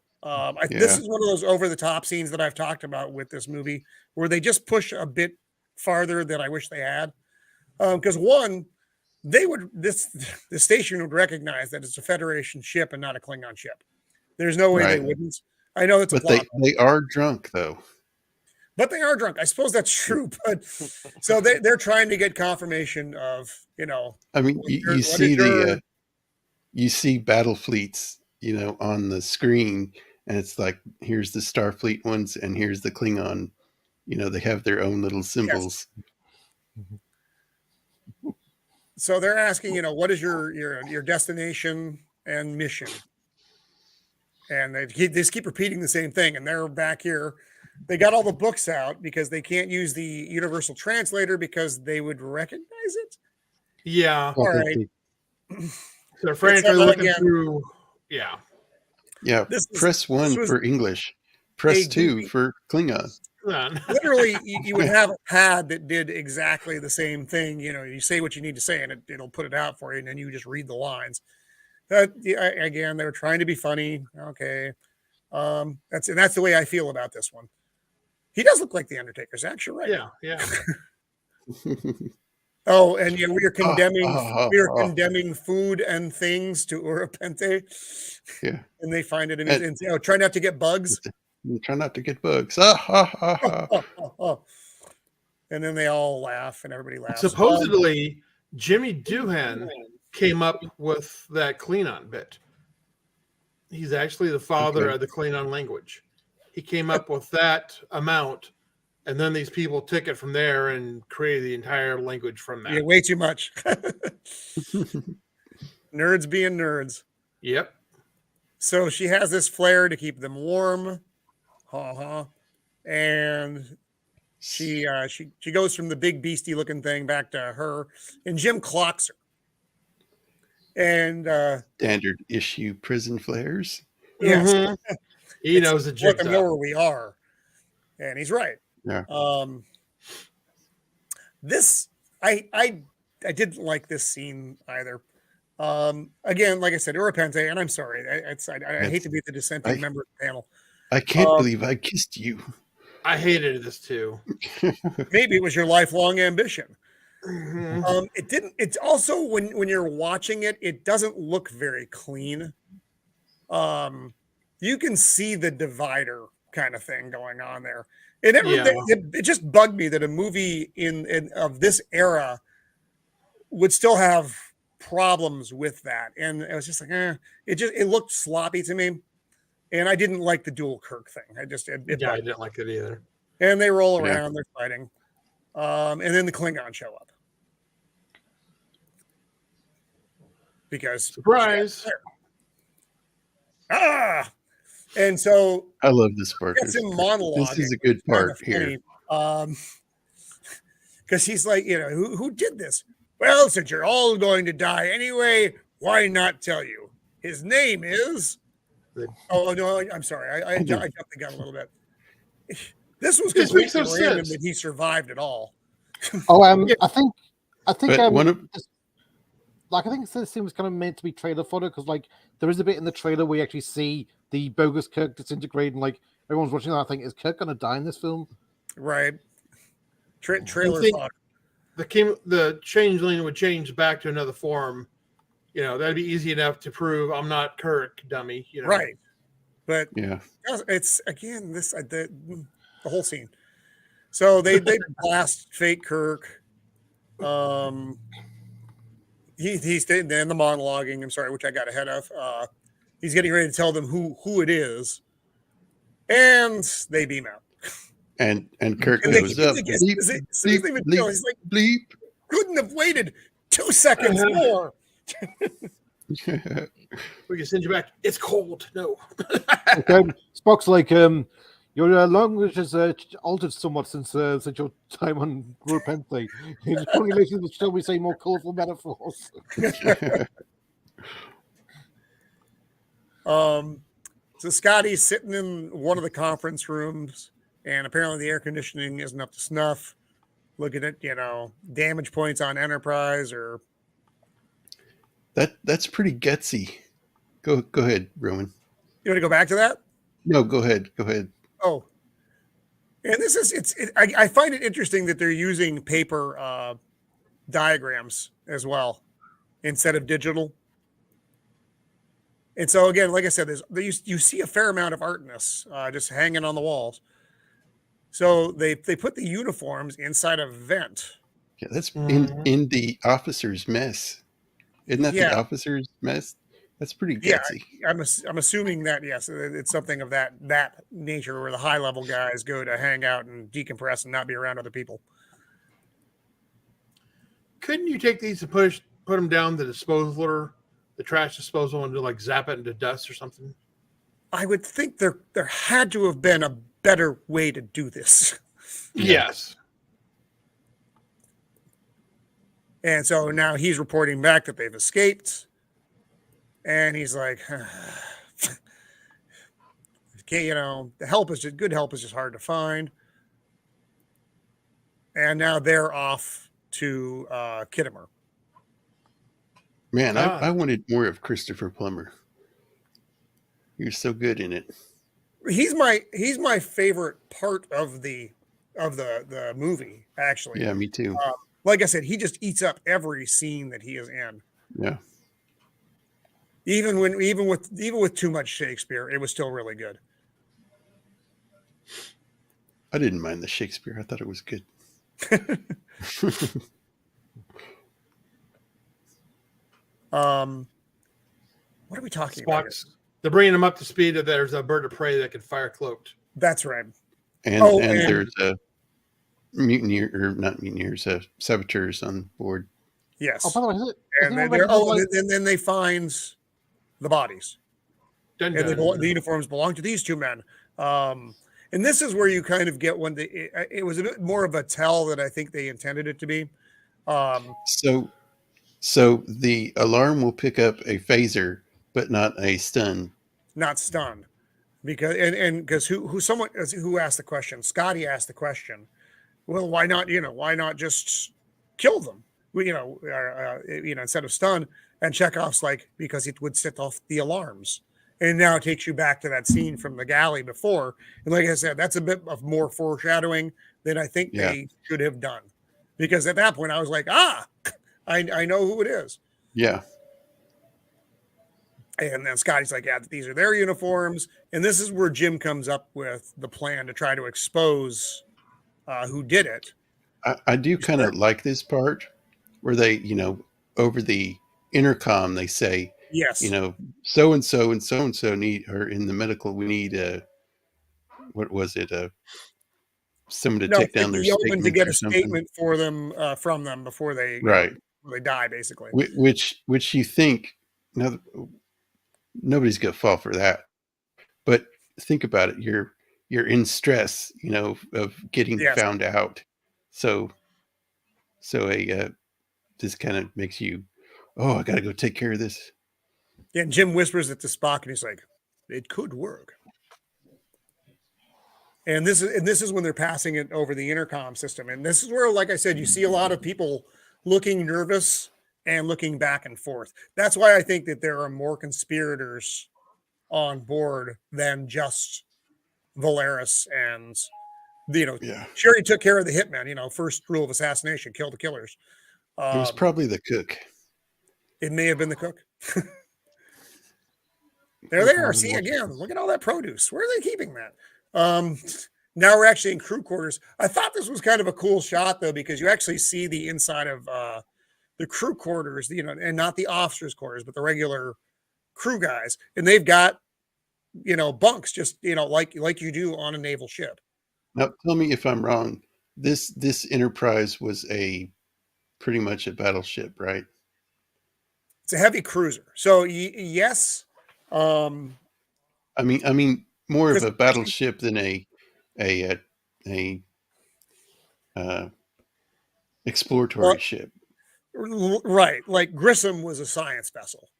Right. Yeah, this is more of a military ship / science. I mean, their primary mission is always exploration, but heavy on the butt with a ship like Enterprise. And now we're in sick bay, and the assassins come in, and they haven't yet revealed themselves, but they see the body in the bed, and they're going over. Shoot. If you are logical, you must shoot. And Spock is genuinely pissed here. Yep. This is the most emotion. He's angry. He feels betrayed, and he's pissed.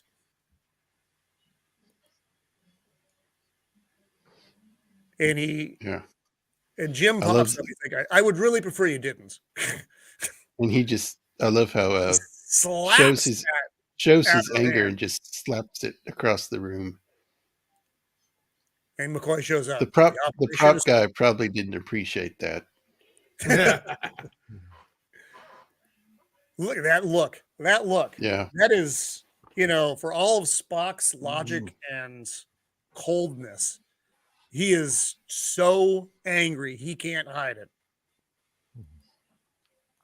And she's being all the cat that ate the canary almost. Mm-hmm. I know something you don't know, and I'm not going to tell you. A lie, a choice. Well, she does make a good point. She says herself, like, the fact that Starfleet and Starfleet officers and Klingons conspired to do this. So that, that's how treacherous the Klingons are. That proves my point. Yes. Like that proves your point. Really? You're just as bad then in your logic. And so Jim's asking her to name the conspirators, and she is resisting. And then you get what is a pretty violent act from Spock. Mm-hmm. Yeah. With the mind meld. And contrast this with Star Trek 3.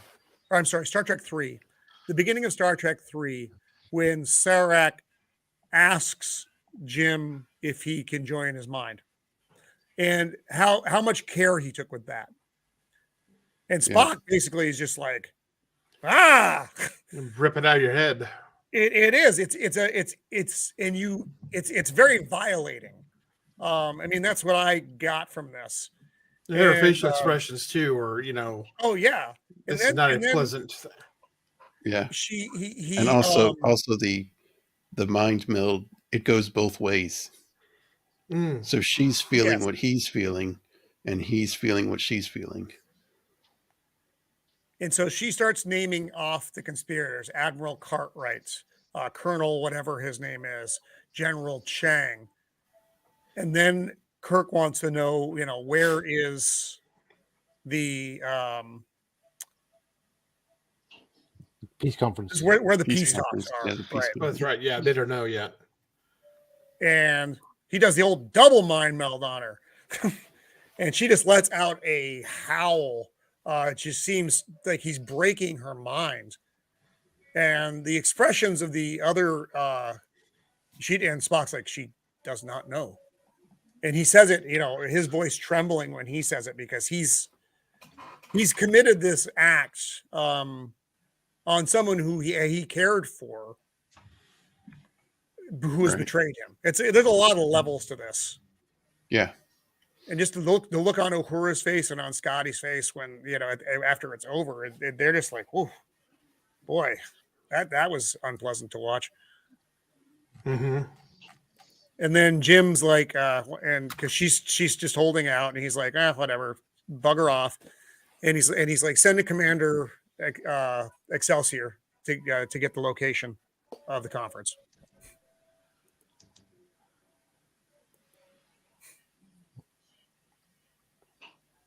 And so now Excelsior is not near where they are.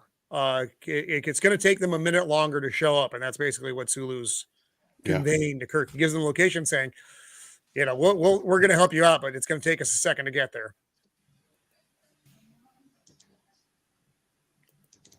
Yeah, the lighting is even more in the Excelsior. Yes, got the bright blue and lighter colors. Jim thanking Sulu. Nice shot of Enterprise again. And this is a nice conversation between Kirk and Spock. Because Spock feels bad that he got him into this, and you could have been killed.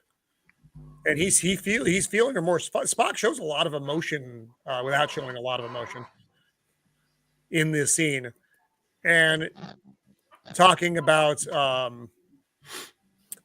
Jim. You're a great one for logic. I'm a great one for going in where angels fear to tread. And Spock's like, have we two grown so old? Would that constitute a joke? Yeah. And I like how this is kind of like the beginning of when you see Spock is more comfortable with his emotions. You especially see this in the Next Generation when he's with Picard. He's like very, comfortable with his human emotions. He's kind of like learned to live into, accept the emotions. Yeah. And, because he's not totally a Vulcan, logic, all that. He has some nuance to him now, And now here we are at Kittimer. Yeah, I love this. The Klingon and the Federation guards together. Yep, just chit-chatting away. What does this button do? How do you like your cock? Yeah, right. Raw, of course. The only proper People never touch this stuff. Ew. Ew. Manners? What are manners? President giving his speech about peace and all the stuff. A lot of people looking around. A lot of people looking around. Every part where with a pretty big tell keeps looking up at the fixture on the wall. I hope he gets in there soon. You're right. And Chang's bird of prey on the way to Kittimer. Enterprise on the way to Kittimer. Another cool ship. I like this shot a lot because Enterprise just gets absolutely tiny as it flies towards the planet and almost disappears. I was wondering, and this goes back to the military man, why there aren't more ships patrolling. This is where the big conference is. It's a target. Yes, they keep it secret, but you think they would have a few Klingon ships and a few Star Trek? Yes, exactly. Yeah. Like why is Enterprise allowed to go to the planet essentially unchallenged? Excelsior. Yeah. Why wouldn't Excelsior already be there? So, and that's again, I know it's a little nitpicky, but that's just as a military guy, that kind of thing bugs me. There he is. He's in disguise as a Klingon. The colonel. They're being jammed. They can't get through. Another great shot of Enterprise. Yeah, I love this too.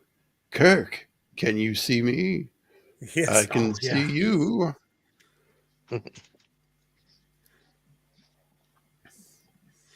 It's great, man. General Chang. And I love how he kind of sits back in his chair and does this little thing with his fingers.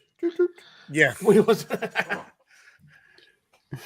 Oh, and Spock's like, we are so screwed.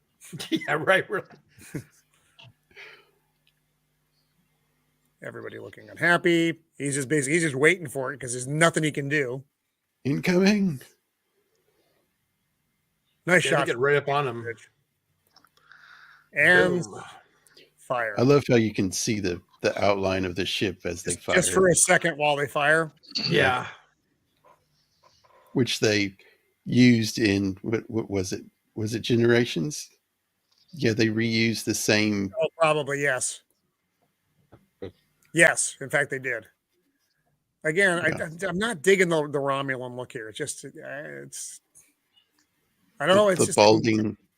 Yeah, you just don't see that in Romulan. Yeah, and there's a few others that they show. That one in particular has a Superman hairdo going with his ears. Like, what? That's not a Romulan. So it is what it is. And here the colonel in disguise of Klingon is going up there, right there, where Admiral Cartwright is looking. It would be funny if that was a guitar case, like oh yeah, he opens it up, goes everywhere. I brought the wrong case again. Oh well. Firing on Enterprise again. Meanwhile, quoting Shakespeare all the way. While quoting Shakespeare. Cry havoc and let loose the dogs of war. Lots of sparking. Someone needs to grab one of those fire extinguishers. Yeah. Who set off the fireworks? What? McCoy. This shot. I would pay money to shut him up. This shot bothered me because all the other effects were so good. When this one comes across the screen, it looks like it is a CGI Enterprise. It's just really weird. And it's like, you did so good for so much of the movie. And then you have this one, it looks it almost like a cartoon. Yeah. And it bugged me. It's like, why, guys? Quoting. And this is another, I keep doing this. So Uhura talks about having, well, don't we have that, the gear for tracking all the gaseous anomalies? Mm-hmm. That was never mentioned about Enterprise. It was mentioned about Excelsior. That was their mission. That's what they were out there doing. They completed 3 years of doing this. Enterprise had no part in that mission. It's got to have a tailpipe, right?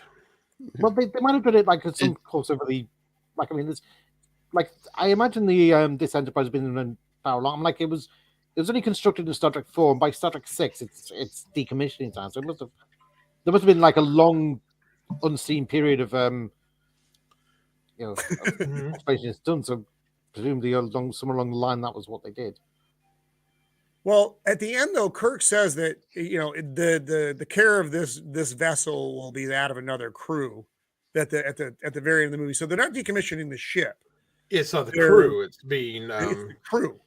They're all retired age, which kind of didn't make sense to me because they were, retiring the ship in search for Spock.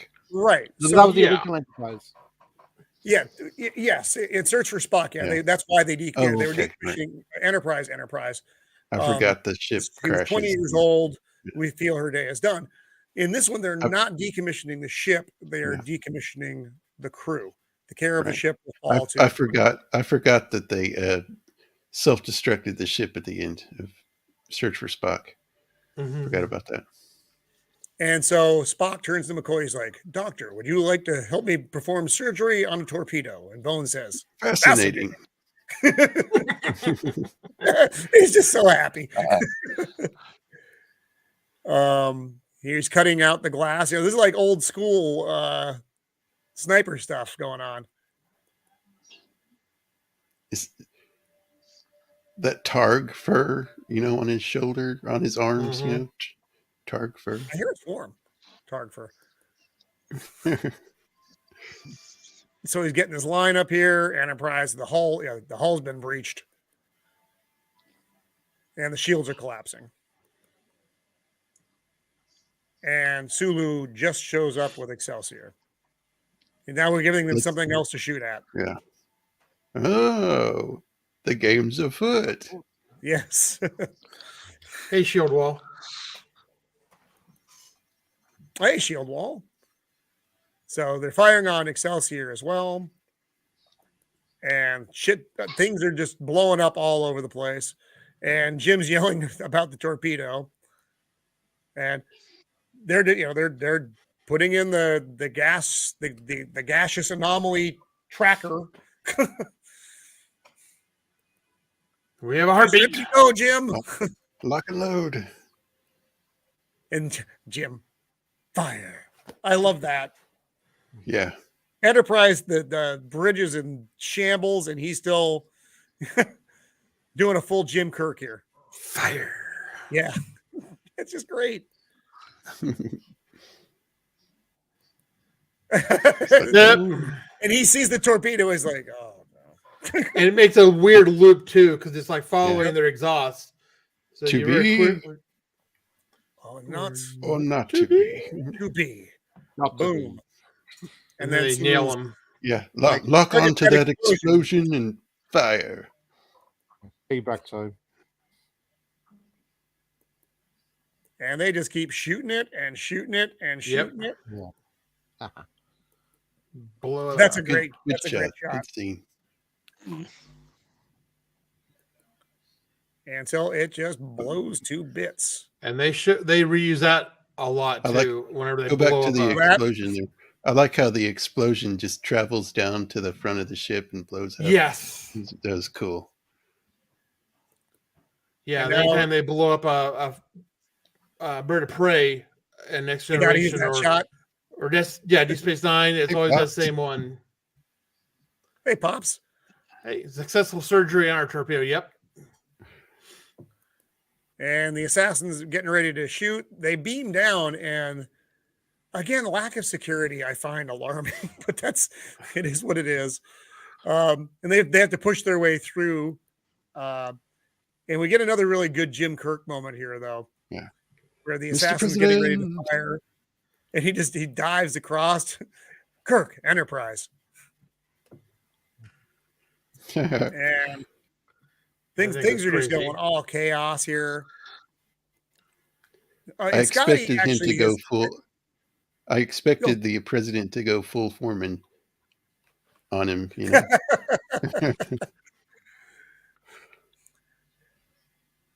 And Scotty has gone up that same walkway to try to find where the assassin is hanging out. And Admiral Cartwright, this is another one of those good scenes. Arrest these men. Arrest yourself, Admiral. And he shows up and he has Valeris. So now they know that they are compromised. Jig is up. Yep. And so they target Valeris.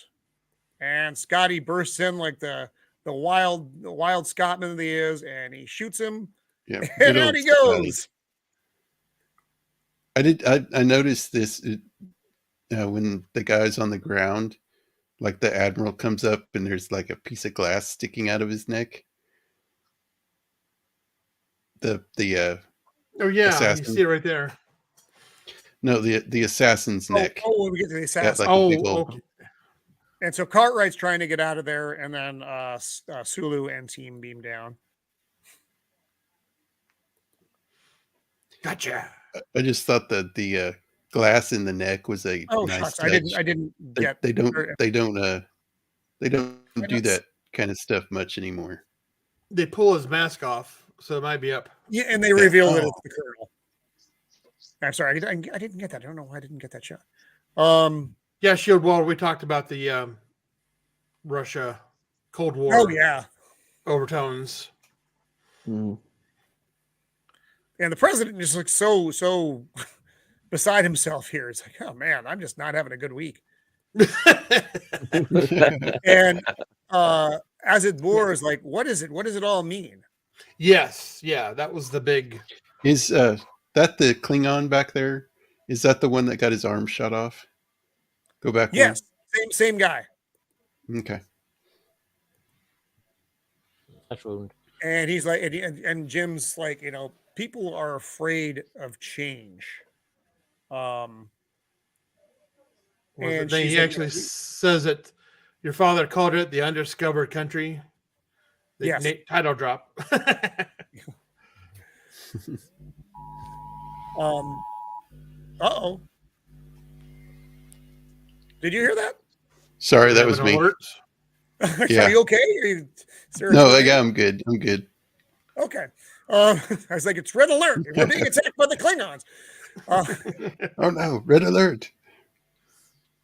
So Jim, so they're just basically they're having their exchange here, and she's like, you've restored my father's faith, and Jim's like, you've restored my son's, and everybody claps. So okay, it's good. And something that I thought was a little ambassador. Yeah, something I thought was a little corny is that Kirk and the rest of the crew like take their action poses. Yes, yeah, they all come up different aisles, so you get the final shot of all of them in action, and it is almost like they were playing. It's I'm sure not an accident. Yeah, Avengers Assemble.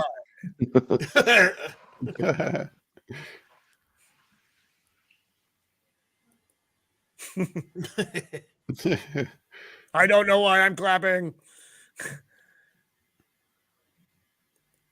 Yeah, they do the Avengers. Yeah. There's even a shot I know where they like up above and everybody kind of comes around the podium. Yes. And you can tell it's like totally like, a pose.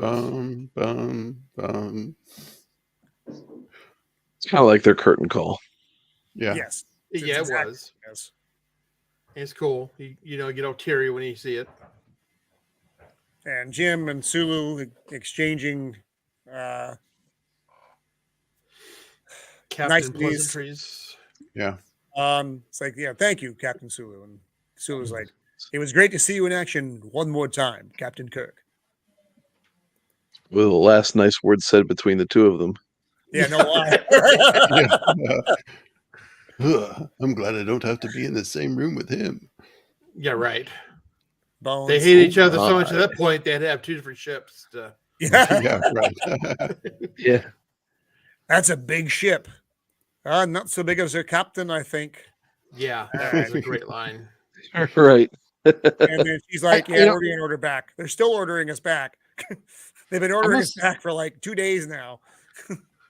I must say, going back saved the entire sector. Yeah. What in the world?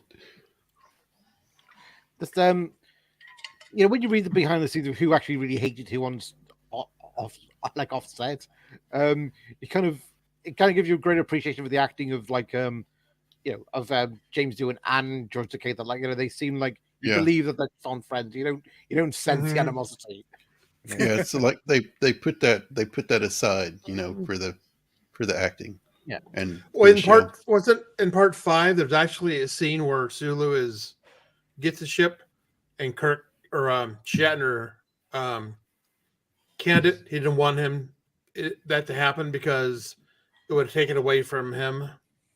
Oh, it's possible, probable even. And that was probably Star Trek 2, I think.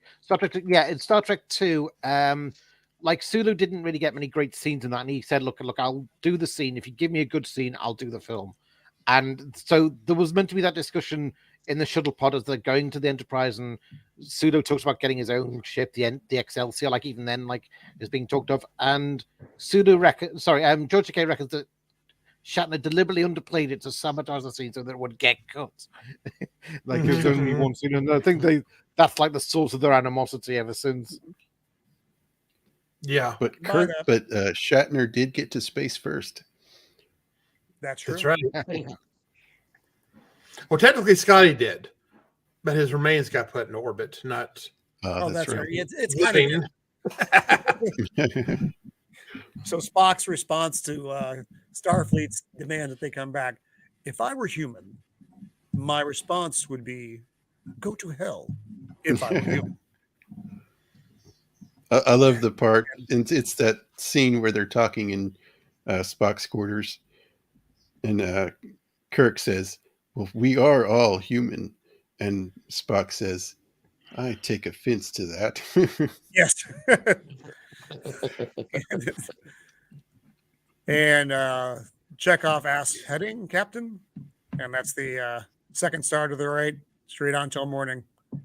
And then you get the epilogue, captain's log, talking about this ship will soon be under the command of another crew, blah blah blah, and it's a nice ending to the film. I don't. Yes. What this movie does though, it gives the impression that they're like being retired.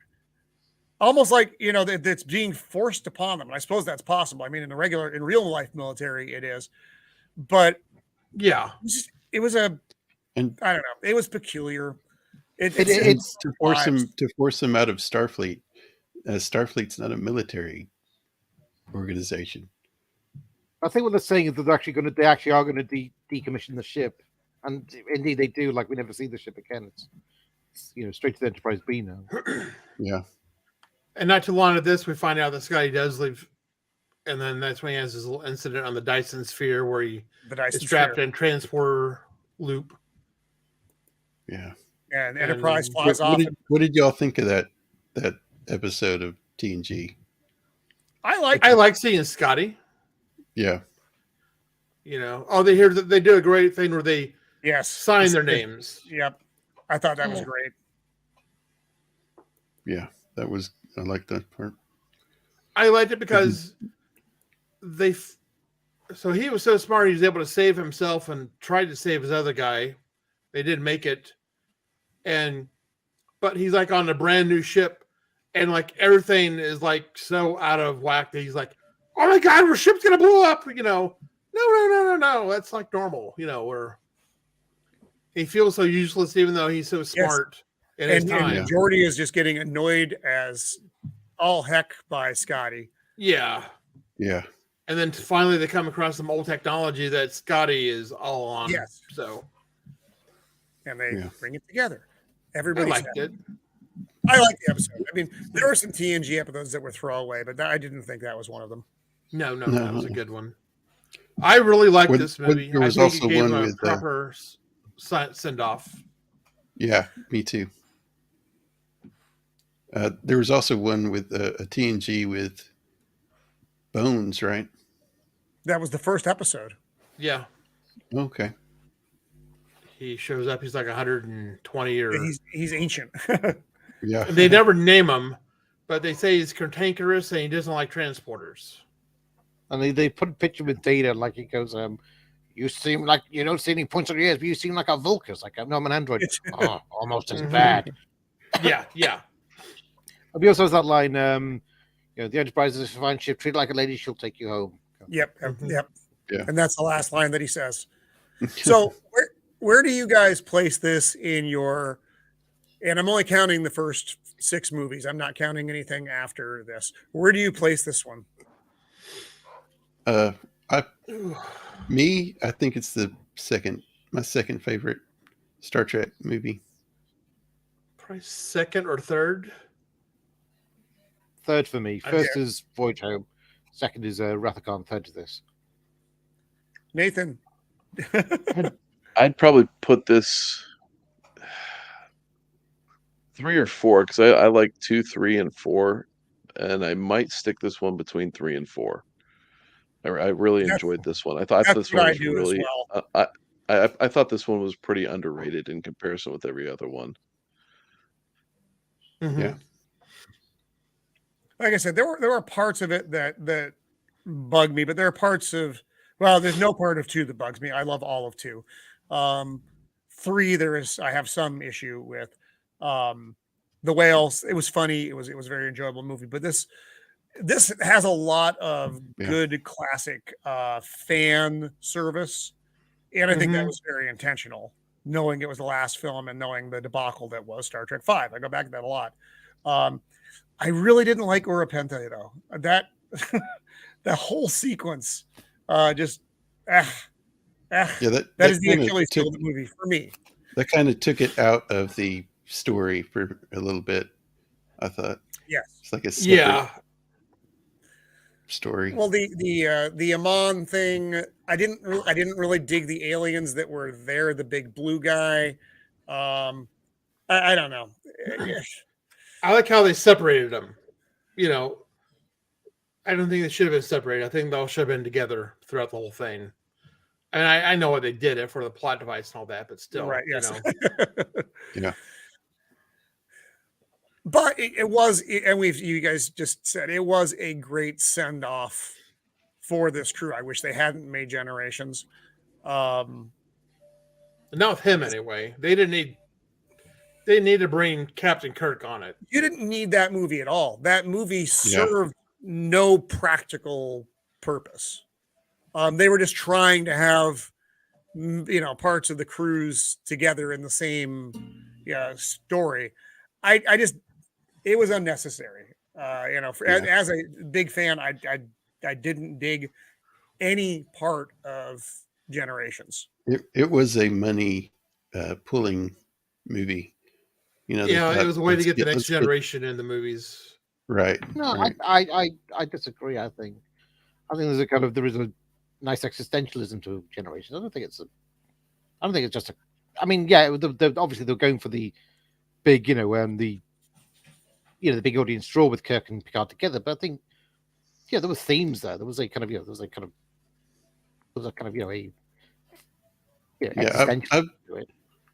I probably wouldn't have had a problem with it if we didn't already have a send-off for the old crew. Mm. But yeah. I love Malcolm McDowell. I didn't like him in this. Guinan she's an irritant to me always. Yeah. Even on Next Gen, she is an irritant to me. I just didn't.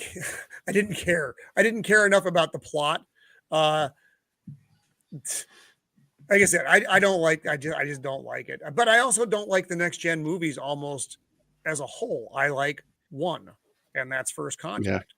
The rest of them, Insurrection is horrible. I didn't hate it. Nemesis is crap. Totally Nemesis is crap. Yeah, it did finish the whole franchise. They never made another Star Trek movie. They rebooted how many years later? Killed Data. What are you doing? It was bad. It was bad. B4. What the hell? No, losing Data isn't like losing Spock. And then Star Trek Picard makes it even worse. Yeah, they did not do themselves any favors. No. On that show. No.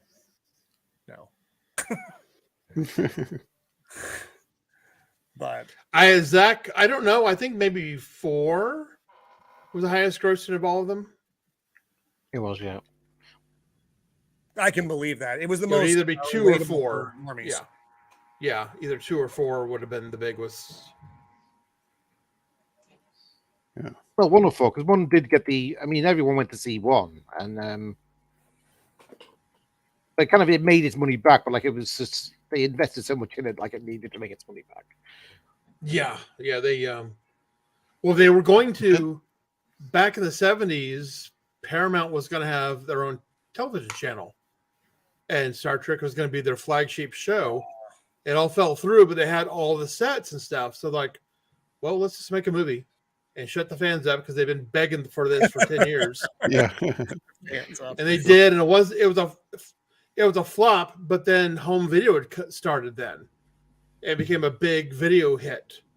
So that's when they decided to go for a second round and hit gold. And thank goodness they did. I like Star Trek the motion picture. I know not everyone does. Yeah, it's not as maligned as Star Trek 5, but it's still not popular. To me, it's good, but it feels more like 2001 to me.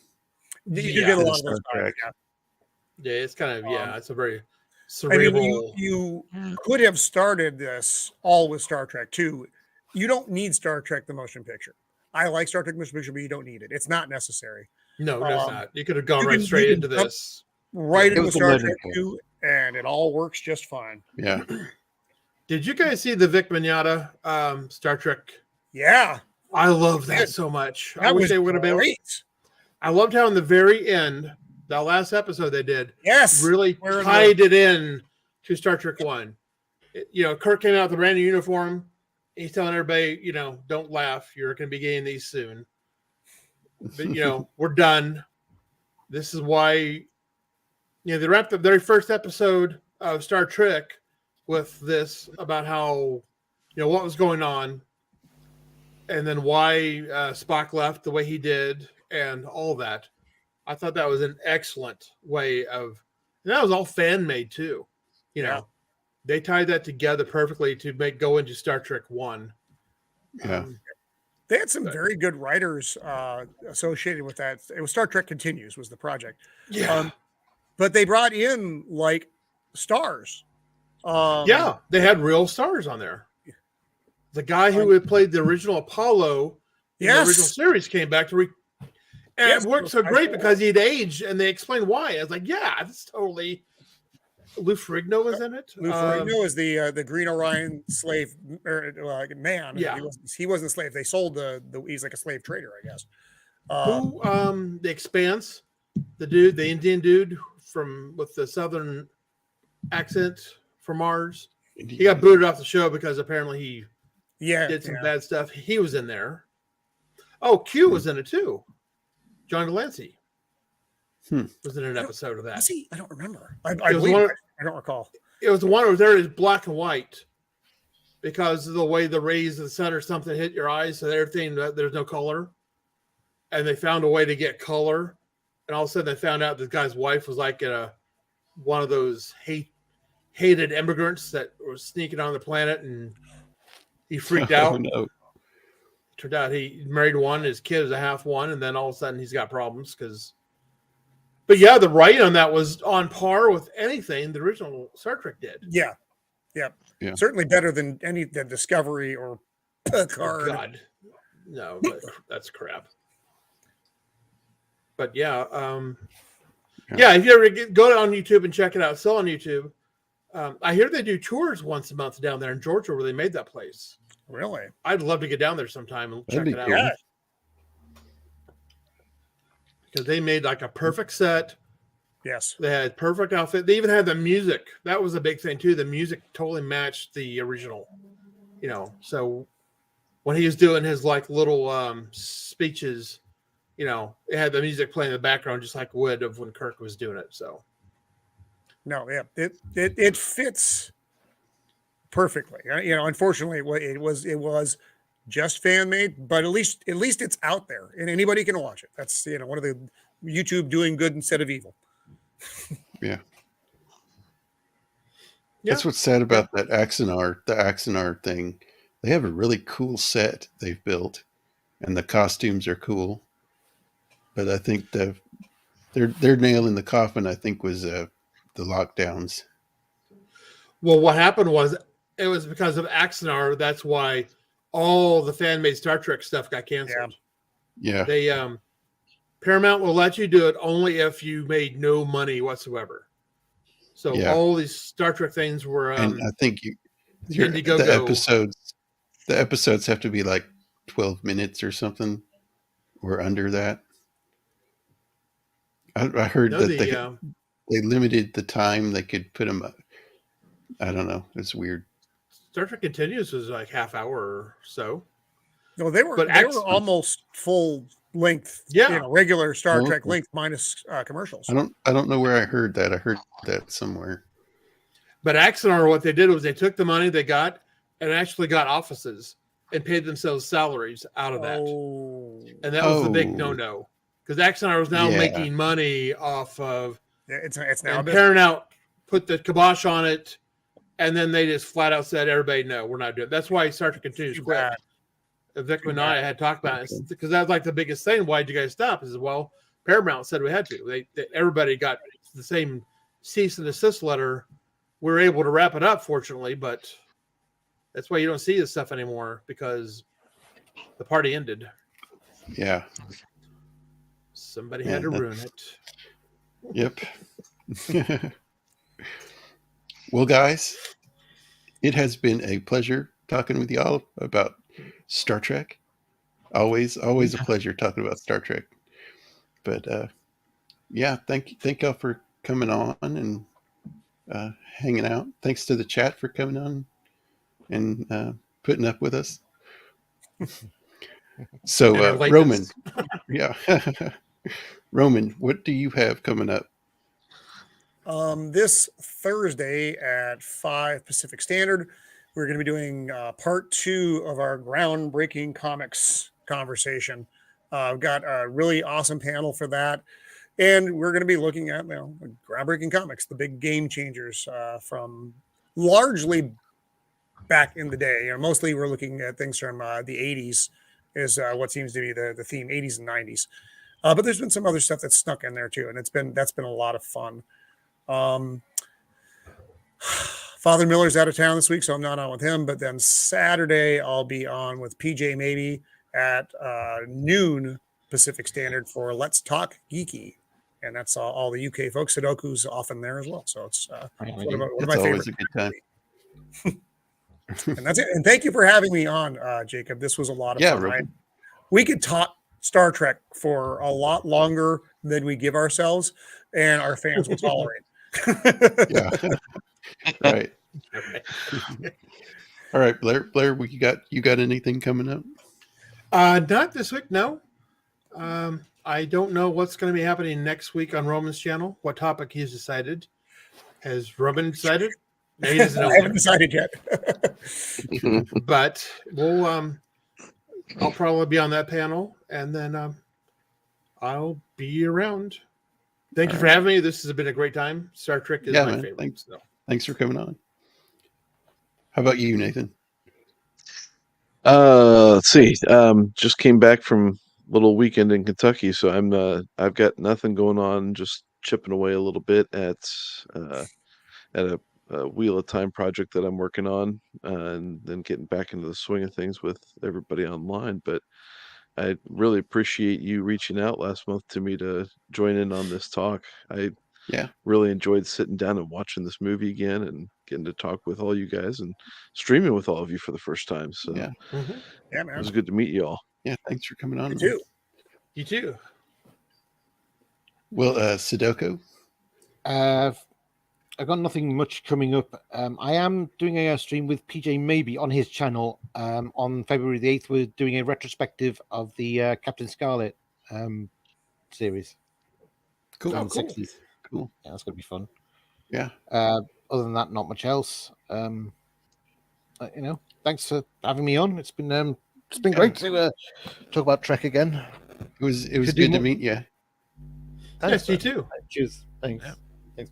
Oh, one thing I want to mention: Gray Wakadashi's Tea House this Friday is going to be talking about Buckaroo Banzai. Yeah. Oh, yeah. Saw that. Yeah. Saw that. So I might be on that one. I don't know, but yeah, that's definitely one to be checking out too if you like that kind of stuff. Yeah. Deep nerd. He's a good dude. Yeah.